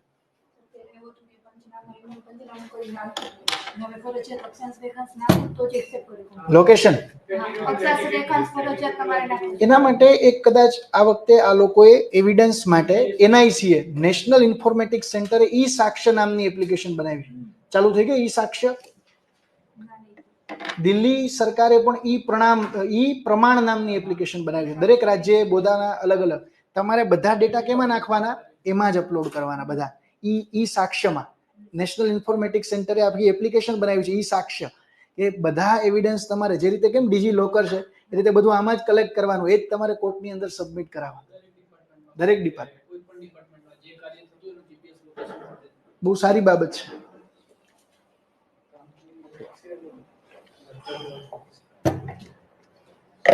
એ પણ તમે લખી શકો કે પોલીસ તંત્રમાં જે ભ્રષ્ટાચાર હતો એ શાસનથી હટશે. એ બી તમારે લખવું હોય તો લખી શકો, કારણ કે એ બી હતું. હવે હું શું લખીશ? યસ બધું એપ્લિકેશન છે, એનઆઈસી દ્વારા ચાલુ કરવામાં આવ્યું છે. Yes Mahipatsinh, you are right. E સાક્ષ્ય ચાલુ થઈ ગઈ છે. વાહ ભાઈ વાહ. ભૂમિ પટેલે કીધું ચાલુ થઈ ગઈ. એ બધા કોન્સ્ટેબલમાં જ છે અત્યારે બધા કદાચ, એટલે એ બધાનો અનુભવ હોય ને આ બધા જતા હોય ને. ઈ સમન પણ હવે ઓનલાઈન પાઠવવાના છે. ઈ સમન ચાલુ થઈ ગયું કે નથી થયું? તો આખી ક્રિમિનલ જસ્ટિસમાં હવે શું છે? બધું ઓનલાઈન, ડિજિટલ. હ્યુમન ઇન્ટરફિયરન્સ કેવું થશે? માનવ હસ્તક્ષેપ કેવું થશે? ઘટશે. અને માનવ હસ્તક્ષેપ ઘટશે એટલે શું થશે? ભ્રષ્ટાચાર પણ ઘટશે. ખ્યાલ આવે? આ વસ્તુ આપણે નાખવાની છે કે હવે આગળ આધુનિક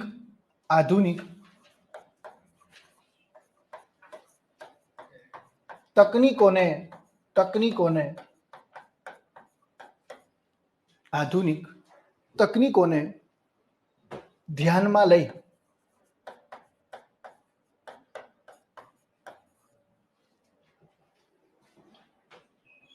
ન્યાયિક અપરાધી પ્રણાલીમાં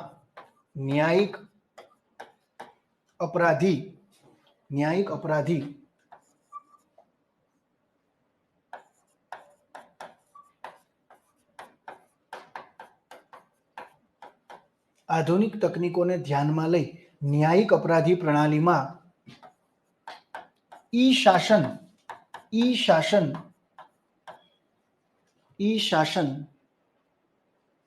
ઓકે. આધુનિક તકનીકોને ધ્યાનમાં લઈ ન્યાયિક અપરાધી પ્રણાલીમાં ઈ શાસન નો પ્રારંભ થાય અથવા એની શરૂઆત થાય અથવા ઈ શાસન જોડાય. ઈ શાસન લાવવા, કોઈ બી તમે લખી શકો. ઈ શાસન લાવવા માટે નવા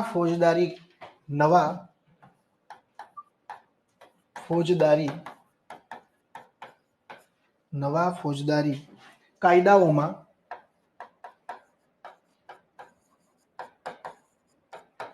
ઓકે સુધારા કરાયા છે.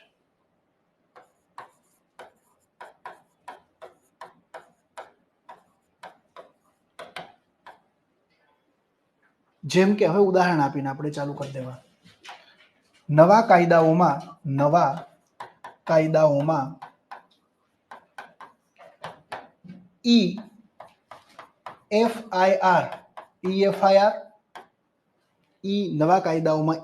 EFIR ઈ સમન, આ તમે ઇંગ્લિશમાં લખો તોય ચાલશે.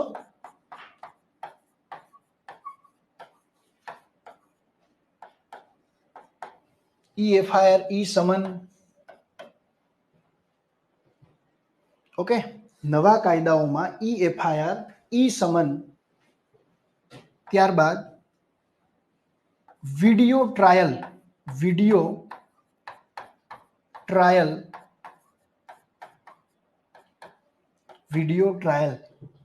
કે ભાઈ કેદી જેલમાં હશે તો ત્યાંથી બી સુનાવણી થઈ શકશે. એટલે કેસ કેવો રહે? પેન્ડિંગ ના રહે. ધારો કે એને તાવ આવ્યો છે તો ત્યાં નહીં આવી શકે, પણ જેલમાંથી તો ટ્રાયલ કરી શકશે. બીજું, એક જ ગુનામાં બહુ ઝાઝા લોકો સંડોવાયેલા છે તો જોઈન્ટ ટ્રાયલ થશે. કેવી થશે? જોઈન્ટ. કેસનો ઝડપથી શું થશે? નિકાલ થશે. તો નવા કાયદાઓમાં EFIR, ઈ સમન, વિડિયો ટ્રાયલ વગેરે જેવી પ્રક્રિયાઓને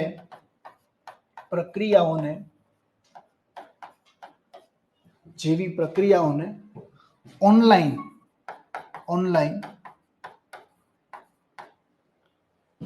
કરાયેલ છે. આ પગલાઓથી અથવા સુધારાઓથી પોલીસ તંત્રમાં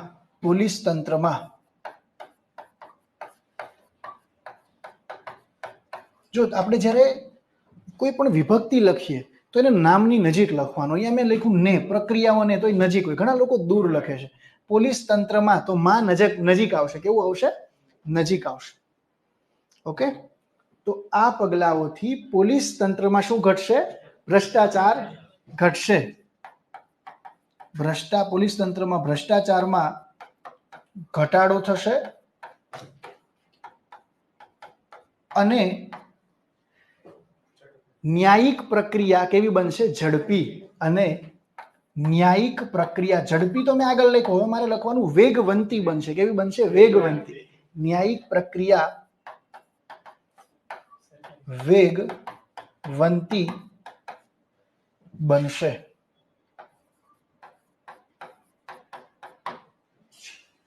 ક્લિયર બધાને? ન્યાય પ્રક્રિયા કેવી બનશે? જસ્ટિસ ડિલિવરી સિસ્ટમ કેવી બનશે? સ્પીડી બનશે, ઝડપી બનશે.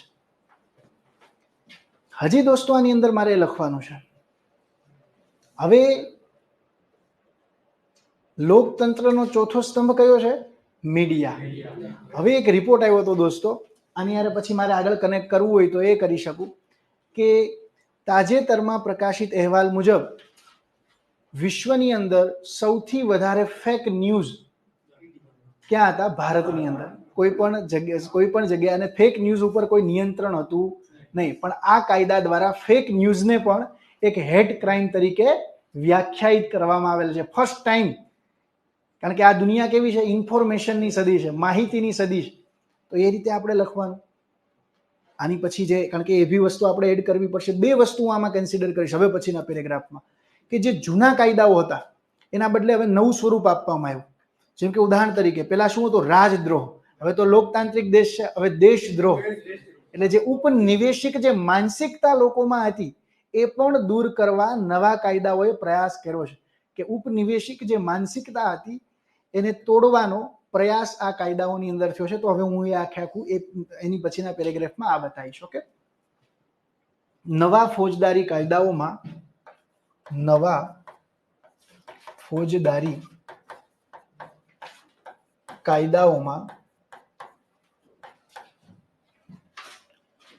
ઉપનિવેશિક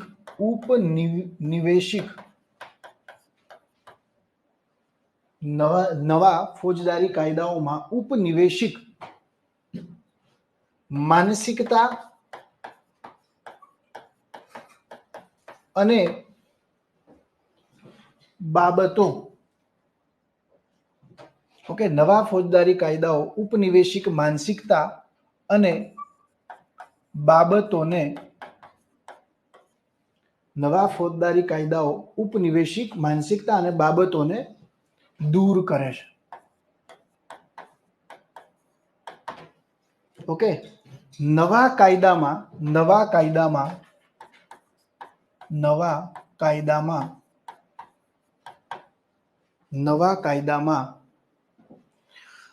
રાજદ્રોહના બદલે દેશદ્રોહ. ઓકે, દેશદ્રોહ. નવા કાયદામાં રાજદ્રોહના બદલે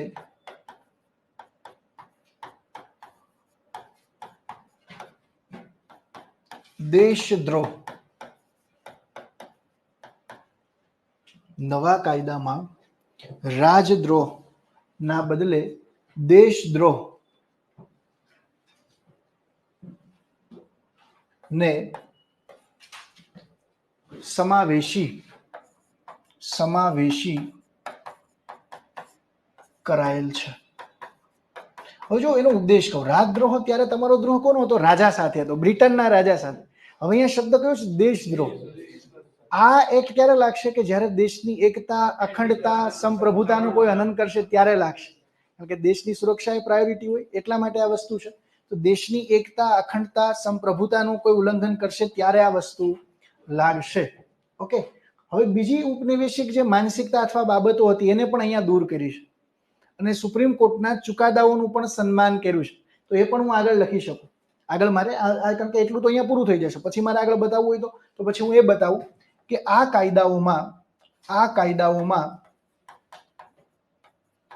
કાયદાઓમાં આધુનિકતાને અને સુપ્રીમ કોર્ટના બહુવિધ ચુકાદાઓને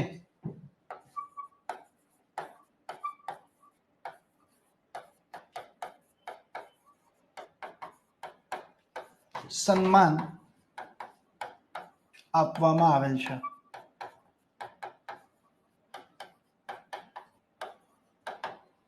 જેમ કે કેટલીક બાબતો કાઢી જ નાખી છે, જેમ કે વ્યભિચાર, કેટલીક જે જૂની બાબતો હતી એને દૂર કરી નાખી છે. ઓકે, જેમ કે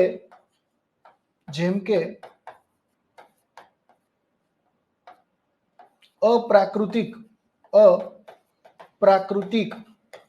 જે પેલા અનનેચરલ સેક્સ હતું એ ક્રાઇમ હતું, આઈપીસી 377. ઓકે, તો અપ્રાકૃતિક જે સેક્સ જે છે, અપ્રાકૃતિક સેક્સ. ત્યારબાદ બીજી શું બાબત હતી તો કે વ્યભિચાર. ઓકે, જેમ કે યસ, આત્મહત્યા. તો જેમ કે અપ્રાકૃતિક સેક્સ, વ્યભિચાર, આત્મહત્યા વગેરે બાબતોને, જેમ કે અપ્રાકૃતિક સેક્સ, વ્યભિચાર, આત્મહત્યા વગેરે બાબતોને દૂર કરવામાં આવેલ છે. શું કરવામાં આવેલ છે? દૂર કરાયેલ છે.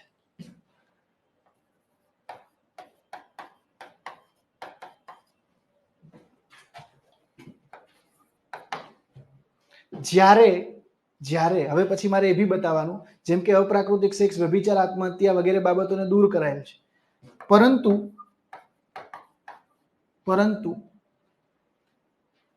કેટલીક વર્તમાન સમયની જે સમસ્યાઓ જે છે એને શું આપવામાં આવી છે? એને ઉમેરવામાં આવેલી છે. પરંતુ ફેક ન્યૂઝ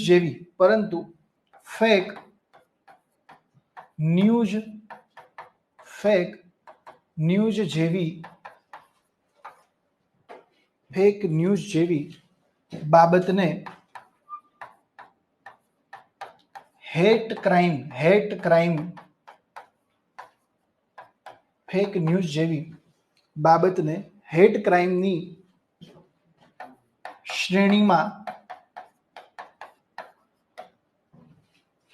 શ્રેણીમાં મૂકી ગુનાહિત કૃત્ય તરીકે વ્યાખ્યાયિત કરાયેલ છે. Okay, fake news is a crime.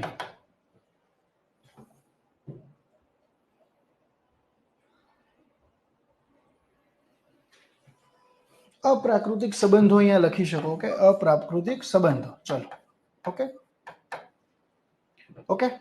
તો અહીંયા આગળ ફેક ન્યૂઝ જેવી બાબતો જે છે, ફેક ન્યૂઝ જેવી બાબતને હેડ ક્રાઇમના શ્રેણીમાં મૂકી ગુનાહિત કૃત્ય તરીકે શું કરાયેલ છે?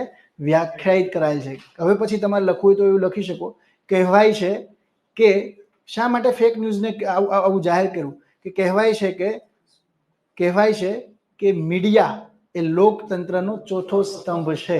તો આ ચોથો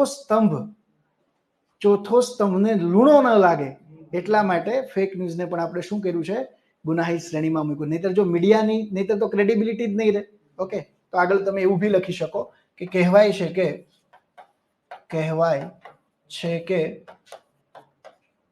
મીડિયા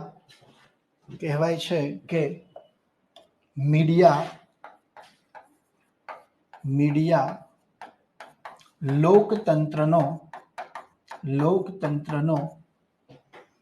ચોથો સ્તંભ છે. કહેવાય છે કે મીડિયા લોકતંત્રનો ચોથો સ્તંભ છે. બોલો ભાઈ પાછળ શું છે? ઇંગ્લિશ ને ગુજરાતી જે શબ્દો મિક્સ આવે હા, એની ઉપર વાંચવાનો ઉપર ઇમ્પેક્ટ પડે? કઈ ઇમ્પેક્ટ ન પડે ભાઈ. શું ઇમ્પેક્ટ પડે? કોણે કીધું તમને ઇમ્પેક્ટ પડે?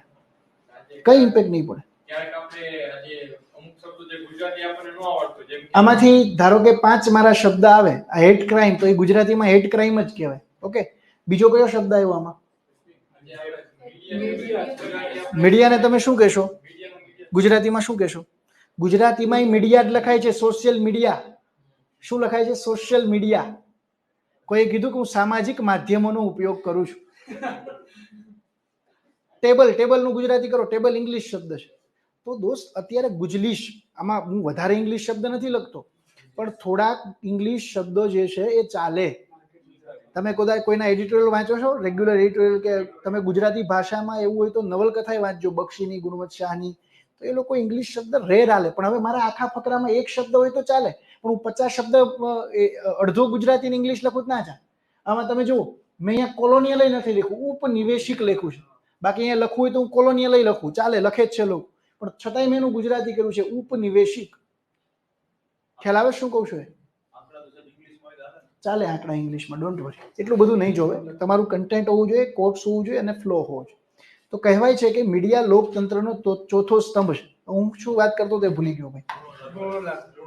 Okay, yes. એટલે અહીંયાથી શું થશે? યસ, વિશ્વસનીયતા. તો આ એ મારે એ બતાવવું, એ બી હું લખી શકું ને આ બી લખી શકું કે આ સુધારાથી મીડિયાની વિશ્વસનીયતા શું થશે? જળવાશે. ઓકે, જેથી કહી શકાય કે, અથવા જેથી આ સુધારાથી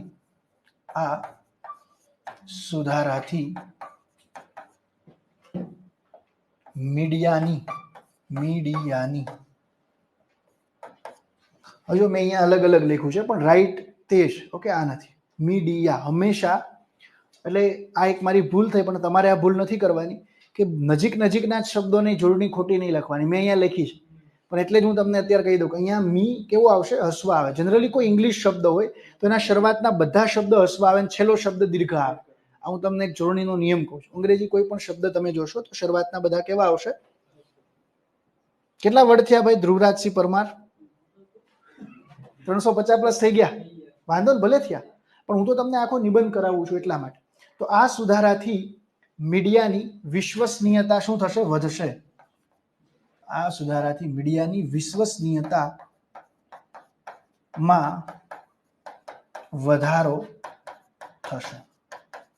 હવે આપણે એ લખવાનું. મોટા ભાગના સુધારા મેં લઈ લીધા છે. હજી કદાચ એકાદ બે, બધું તો સુધારા તમે નહીં લાવી શકો, એકાદ બે બાકી હોય તમારે તમારી રીતે એડ કરવાના. હવે હું એ બતાવીશ કે ઉપરોક્ત સુધારાઓ જે રીતે સિક્કાની બે બાજુ હોય એ રીતે આ સુધારાના હકારાત્મક બાબતો પણ છે અને કેટલીક બાબતો નકારાત્મક પણ છે. હવે મારે ઓલું 90 જે 15 દિવસના કેટલા દિવસ કર્યા પોલીસ કસ્ટડીમાં પહેલા કેટલા ડેઝ હતા? 15. હવે કેટલા કર્યા છે? 15 દિવસથી વધારે છે કસ્ટડીના ડેઝ. પોલીસ કસ્ટડી કેટલી કરી છે?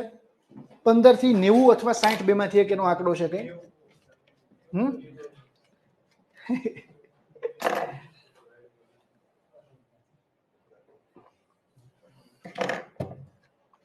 બોલો ભાઈ. તો છે. હવે તમે એ બતાવી શકો અહીંયા આગળ, વાંધો નહીં 60 થી 90 જે બી કર્યું હોય, પણ તમે અહીંયા એ બતાવી શકો કે જે રીતે સિક્કાની બે બાજુ હોય એમાં સુધારાની પણ હકારાત્મક અને નકારાત્મક બંને બાજુ છે. ઓકે, જે રીતે કોઈ પણ પ્રોઝ એન્ડ કોન્સ હોય, સુધારો થાય તો એની નકારાત્મક ને હકારાત્મક બાબત હોય. જે રીતે સિક્કાની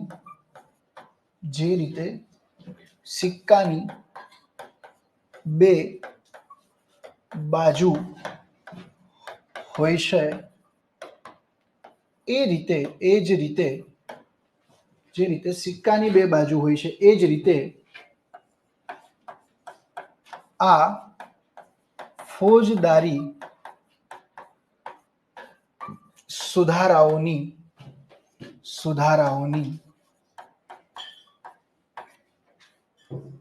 સુધારાઓની કેટલીક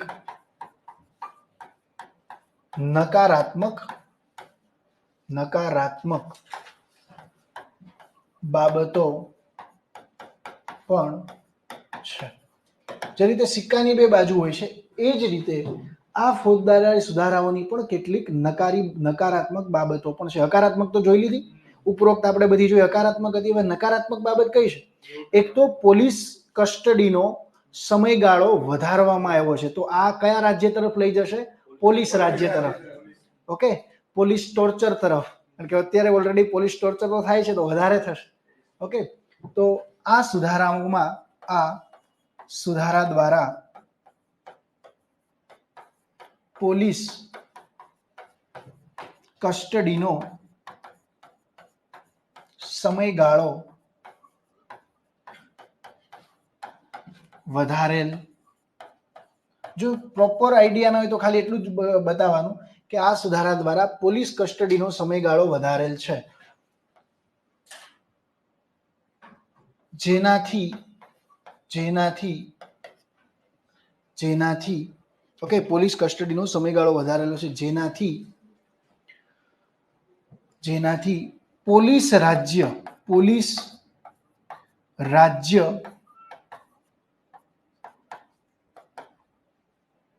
બનવાની સંભવિતતા અને ડર નિષ્ણાંતો પ્રગટ કરે છે. આપણે વાત નહીં કરવાની, નિષ્ણાંતો આવું કહે છે. ઓકે, જેનાથી પોલીસ રાજ્ય બનવાની સંભવિતતા અને ડર નિષ્ણાંતો એ પ્રગટ કરેલ છે કે ભાઈ આનાથી કદાચ પોલીસ રાજ્ય બનવાની સંભાવના થાય. ઓકે, જેનાથી પોલીસ રાજ્ય બનવાની સંભાવનાઓ વધે છે. ઓકે, બીજું, ઓકે, તાજેતરમાં કપિલ સિબ્બલે પોતાના ભાષણમાં જણાવેલ, કપિલ સિબ્બલ એક લોયર છે એટલે તમે એને કોટ પણ કરી શકો. તાજેતરમાં એનું સ્ટેટમેન્ટ લઈ શકો. આપણે આપણી વાત જ નહીં કરવાની, નિબંધની અંદર બીજાની તમે વાત કરી શકો. ભારતના સુપ્રીમ કોર્ટના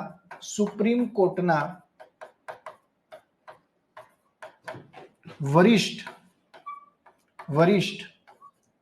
વકીલ કપિલ સિબ્બલ મુજબ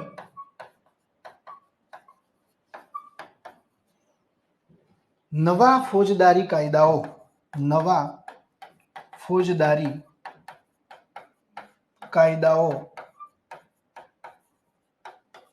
ઓકે, ભારતના સુપ્રીમ કોર્ટના વરિષ્ઠ વકીલ કપિલ સિબ્બલ મુજબ નવા ફોજદારી કાયદાઓ જૂની વાઇનની બોટલને નવી વાઇનની બોટલમાં બદલાવા બરાબર છે. કારણ કે 90% વસ્તુ તો શું છે, એની જ છે. એટલે ટૂંકમાં એને વાક્ય, મેં એનું સ્ટેટમેન્ટ છે આ, કે આ શું છે, જે જૂની વાઇન જૂની જ છે. તમે શું ખાલી બદલાવ્યું? બોટલ બદલાવી છે, કવર બદલાવ્યું છે, બોટલ બદલાવી છે. બોલો મિત્ર, કેમ હસો છો? શું? Okay, yes. તો ભારતના સુપ્રીમ કોર્ટના વરિષ્ઠ વકીલ કપિલ સિબ્બલ મુજબ નવા ફોજદારી કાયદાઓ, તમારે ખાલી જો એવું કઈ વાઇન ને એવું લખવું ન હોય તો સિમ્પલ એવું લખી શકો. આ તો હું તમને ઉદાહરણ આપું છું, તમે વધારે એટ્રેક્ટિવ કઈ રીતે લખી શકો. ઓકે, અને આ કોડ છે, આ ઇંગ્લિશનું એક ફ્રેઝિસ છે અથવા ઇડિયમ છે, એક રૂઢિપ્રયોગ છે.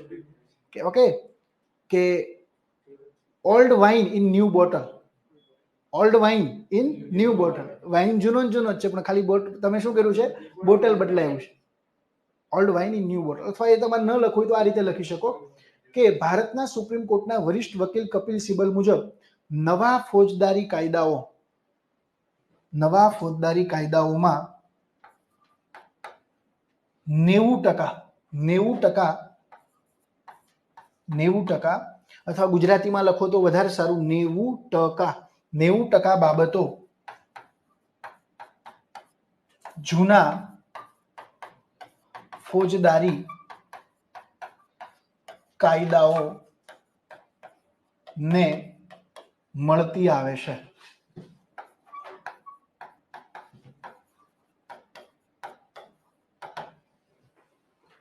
ઓકે, તો હવે આ તો 90% તો પેચ વર્ક જ છે, ખાલી 10% તમે બેઝિક ચેન્જીસ કર્યો છે, બાકી તો બધું એની પ્રક્રિયા છે. તો કઈ રીતે આ કહી શકાય કે ભાઈ આ તો અમે બહુ મોટા રિફોર્મ કરી નાખ્યા, ફોજદારી સિસ્ટમમાં જ ડ્રેસ્ટિક ચેન્જ કર્યા?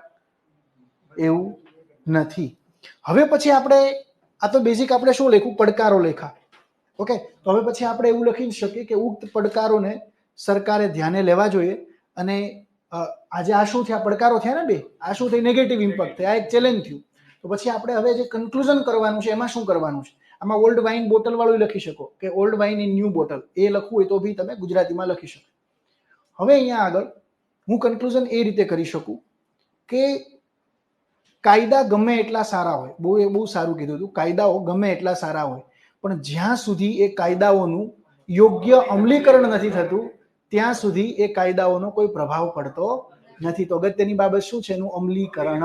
તો હવે આપણે વે ફોરવર્ડ લખવાનું છે. શું લખવાનું છે? ઉપાય અથવા વે ફોરવર્ડ અથવા કન્ક્લુઝન. ઓકે, હવે આપણે એવું લખી શકીએ કે નવા સુધારાઓ. હવે અહીંયા મારે આને કનેક્ટ કરવું હોય તો એવું કરી શકું કે ઉક્ત પડકારોને શું કરવા જોઈએ? સરકારે ધ્યાનમાં લઈને આગળ એના એ બાબતમાં પણ શું કરવું જોઈએ? વિચારણા કરવી જોઈએ. ઓકે, ઉક્ત બાબતને ધ્યાને લઈ સરકારે તે અંગે વિચારણા કરી ફોજદારી કાનૂનોને અથવા કાયદાઓને કાનૂનો અથવા કાયદાઓ જ, આપણે કાનૂન તો હિન્દી શબ્દ છે એટલે આપણે કાયદાઓ જ લખવાનું, બને તો હિન્દી શબ્દ પણ ઓછો યુઝ કરવાનો. ફોજદારી કાયદાઓને વધુ સુદૃઢ બનાવવા જોઈએ. ઓકે, જે પડકારો જે છે એને ધ્યાનમાં લેવા જોઈએ, એમાં સુધારા કરી, ઓકે, એને ધ્યાને લેવા જોઈએ અને એમાં પણ થોડો ઘણો સુધારો કરી, ઓકે, તે અંગે વિચારણા કરી ફોજદારી કાયદાઓને વધુ સુદૃઢ બનાવવા જોઈએ. પછી તમે એ રીતે પણ કોટ કરી શકો. ઓકે, કાયદાઓ, આ ડોક્ટર બાબા સાહેબ આંબેડકરનું કોટ છે.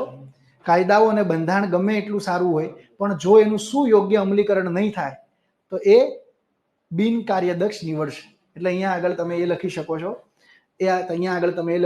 છો, કે ડોક્ટર બાબા સાહેબ આંબેડકરે કહેલ કે કાયદાઓ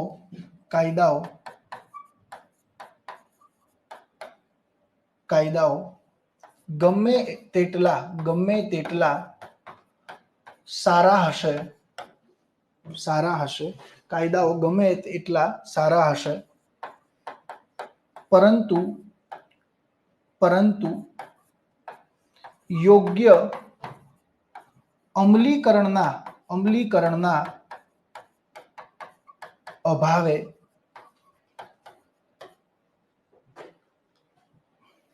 કાયદાઓ ગમે તેટલા સારા હશે પરંતુ યોગ્ય અમલીકરણના અભાવે તે સારા કાયદાઓ પણ વ્યર્થ નીવડશે.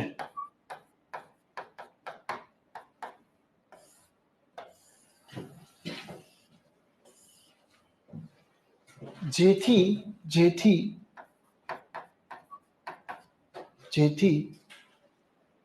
સરકારે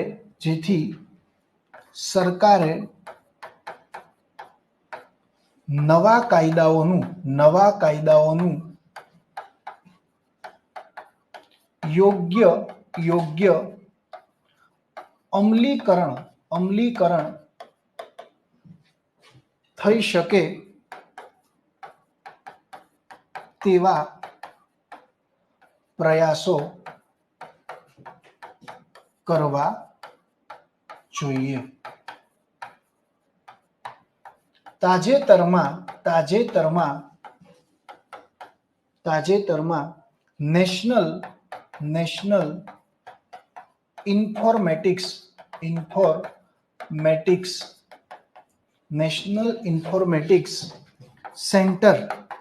સેન્ટર NIC, તાજેતરમાં નેશનલ ઇન્ફોર્મેટિક્સ સેન્ટર દ્વારા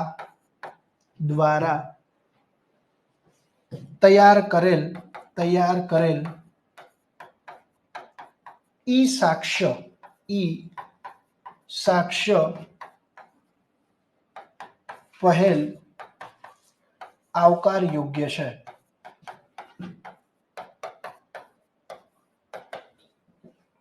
આ દિશામાં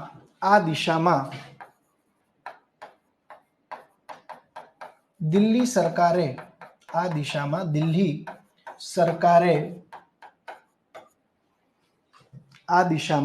સરકારે તપાસને વધુ ચોકસાઈ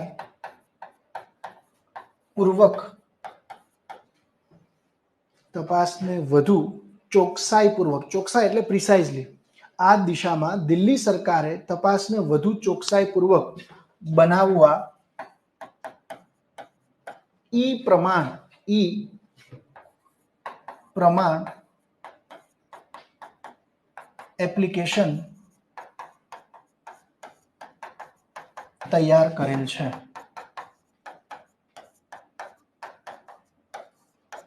પછી હવે તમે લખી શકો કે પોલીસ રાજ્ય યાદીનો વિષય હોવાથી દિલ્હી સરકારની જેમ અન્ય સરકારોએ પણ લોક જાગૃતતા અને નવા પ્રયાસો આ દિશામાં કરવા જોઈએ.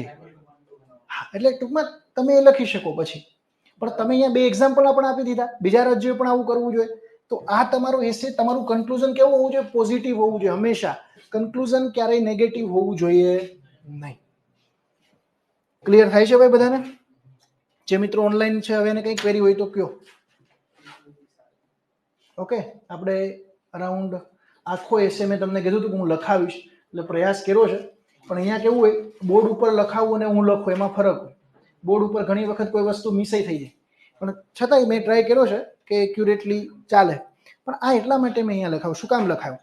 કે તમે જ્યારે તમારે એસે 30 મિનિટમાં જ લખવાનો છે. અહીંયા આપણે 1.5 કલાક સમજાવતા લાગી, ત્યાં આગળ તમારે 30 મિનિટમાં જ લખવાનો છે. પણ તમે જો પ્રેક્ટિસ કરીશો આ રીતે, તમે થોડું બ્રેઇનસ્ટોર્મિંગ કરીશો, ક્યાં કોટ નાખવા, ક્યાં ડેટા નાખવા, કઈ રીતે ફેર કન્ક્લુઝન કરવું, એટલે મેં આખો અહીંયા એસે લખાવ્યો. જો અહીંયા પીપીટી લઈને આખું વાંચે જાવ તો એનું કોઈ મહત્વ નથી. તમને ખબર પડવી જોઈએ પેરેગ્રાફમાં મારે કોઈ હું ડેટા નાખું છું તો એની અંદર મારે અંડરલાઈન કરવાની, મારો જે ફ્લો જે છે આ રીતે જળવાવો જોઈએ. સર આ પ્રયત્નથી સુપર ડુપર છે, થેન્ક યુ સર. બહુ જ સરસ નિબંધ લખાવ્યો. હું આવો ન લખી શકત, તમે આવી રીતે લખાવશો તો જરૂર તૈયાર કરીશ. ના, આપણે તૈયાર કરવાનું જ છે ભાઈઓ, ડોન્ટ વરી. આપણે ધીમે ધીમે ઇમ્પ્રુવમેન્ટ લાવવાનું. જો એક વસ્તુ યાદ રાખો, ઇમ્પ્રુવમેન્ટ ક્યારેય ડ્રેસ્ટિકલી નહીં આવે. ડ્રેસ્ટિકલી એટલે અચાનક, ગ્રેજ્યુઅલી આવે. ડ્રેસ્ટિકલી તમે ક્રિપ્ટોમાં ઘણા પેલા રોકાણ કરતા ને, ભૂલી ગયા બધા, અત્યારે ડૂબી ગયા, તો એના જેવું થાય પછી. ઓકે, ચલો તો હવે હું તમને પછી પાછું નેક્સ્ટ વીકમાં પણ એક આપણે લખશું. તમને કદાચ એ કેસે એનું પૂછાશે. લાસ્ટ ટાઈમ જીપીએસસીમાં પૂછાણો તો સમાન નાગરિક સંહિતા, યુસીસી, સમાન નાગરિક સંહિતા લાભાલાભ. એટલે નેક્સ્ટ વીકમાં આપણે જે અહીંયા બોર્ડમાં નિબંધ લખાવશું એ આ લખાવશું. સાયબરનો એક લખાવીશું, સાયબરનો તો એક આવશે, એ લખાવીશું બધા આપણે. હું તમને હે ગોખવું હોય તો ગોખો, વાંધો નહીં. સર 3:30 વાગે જીઓગ્રાફી લેક્ચર છે, વાંધો નહીં. તો ભાઈ હવે શું કરું,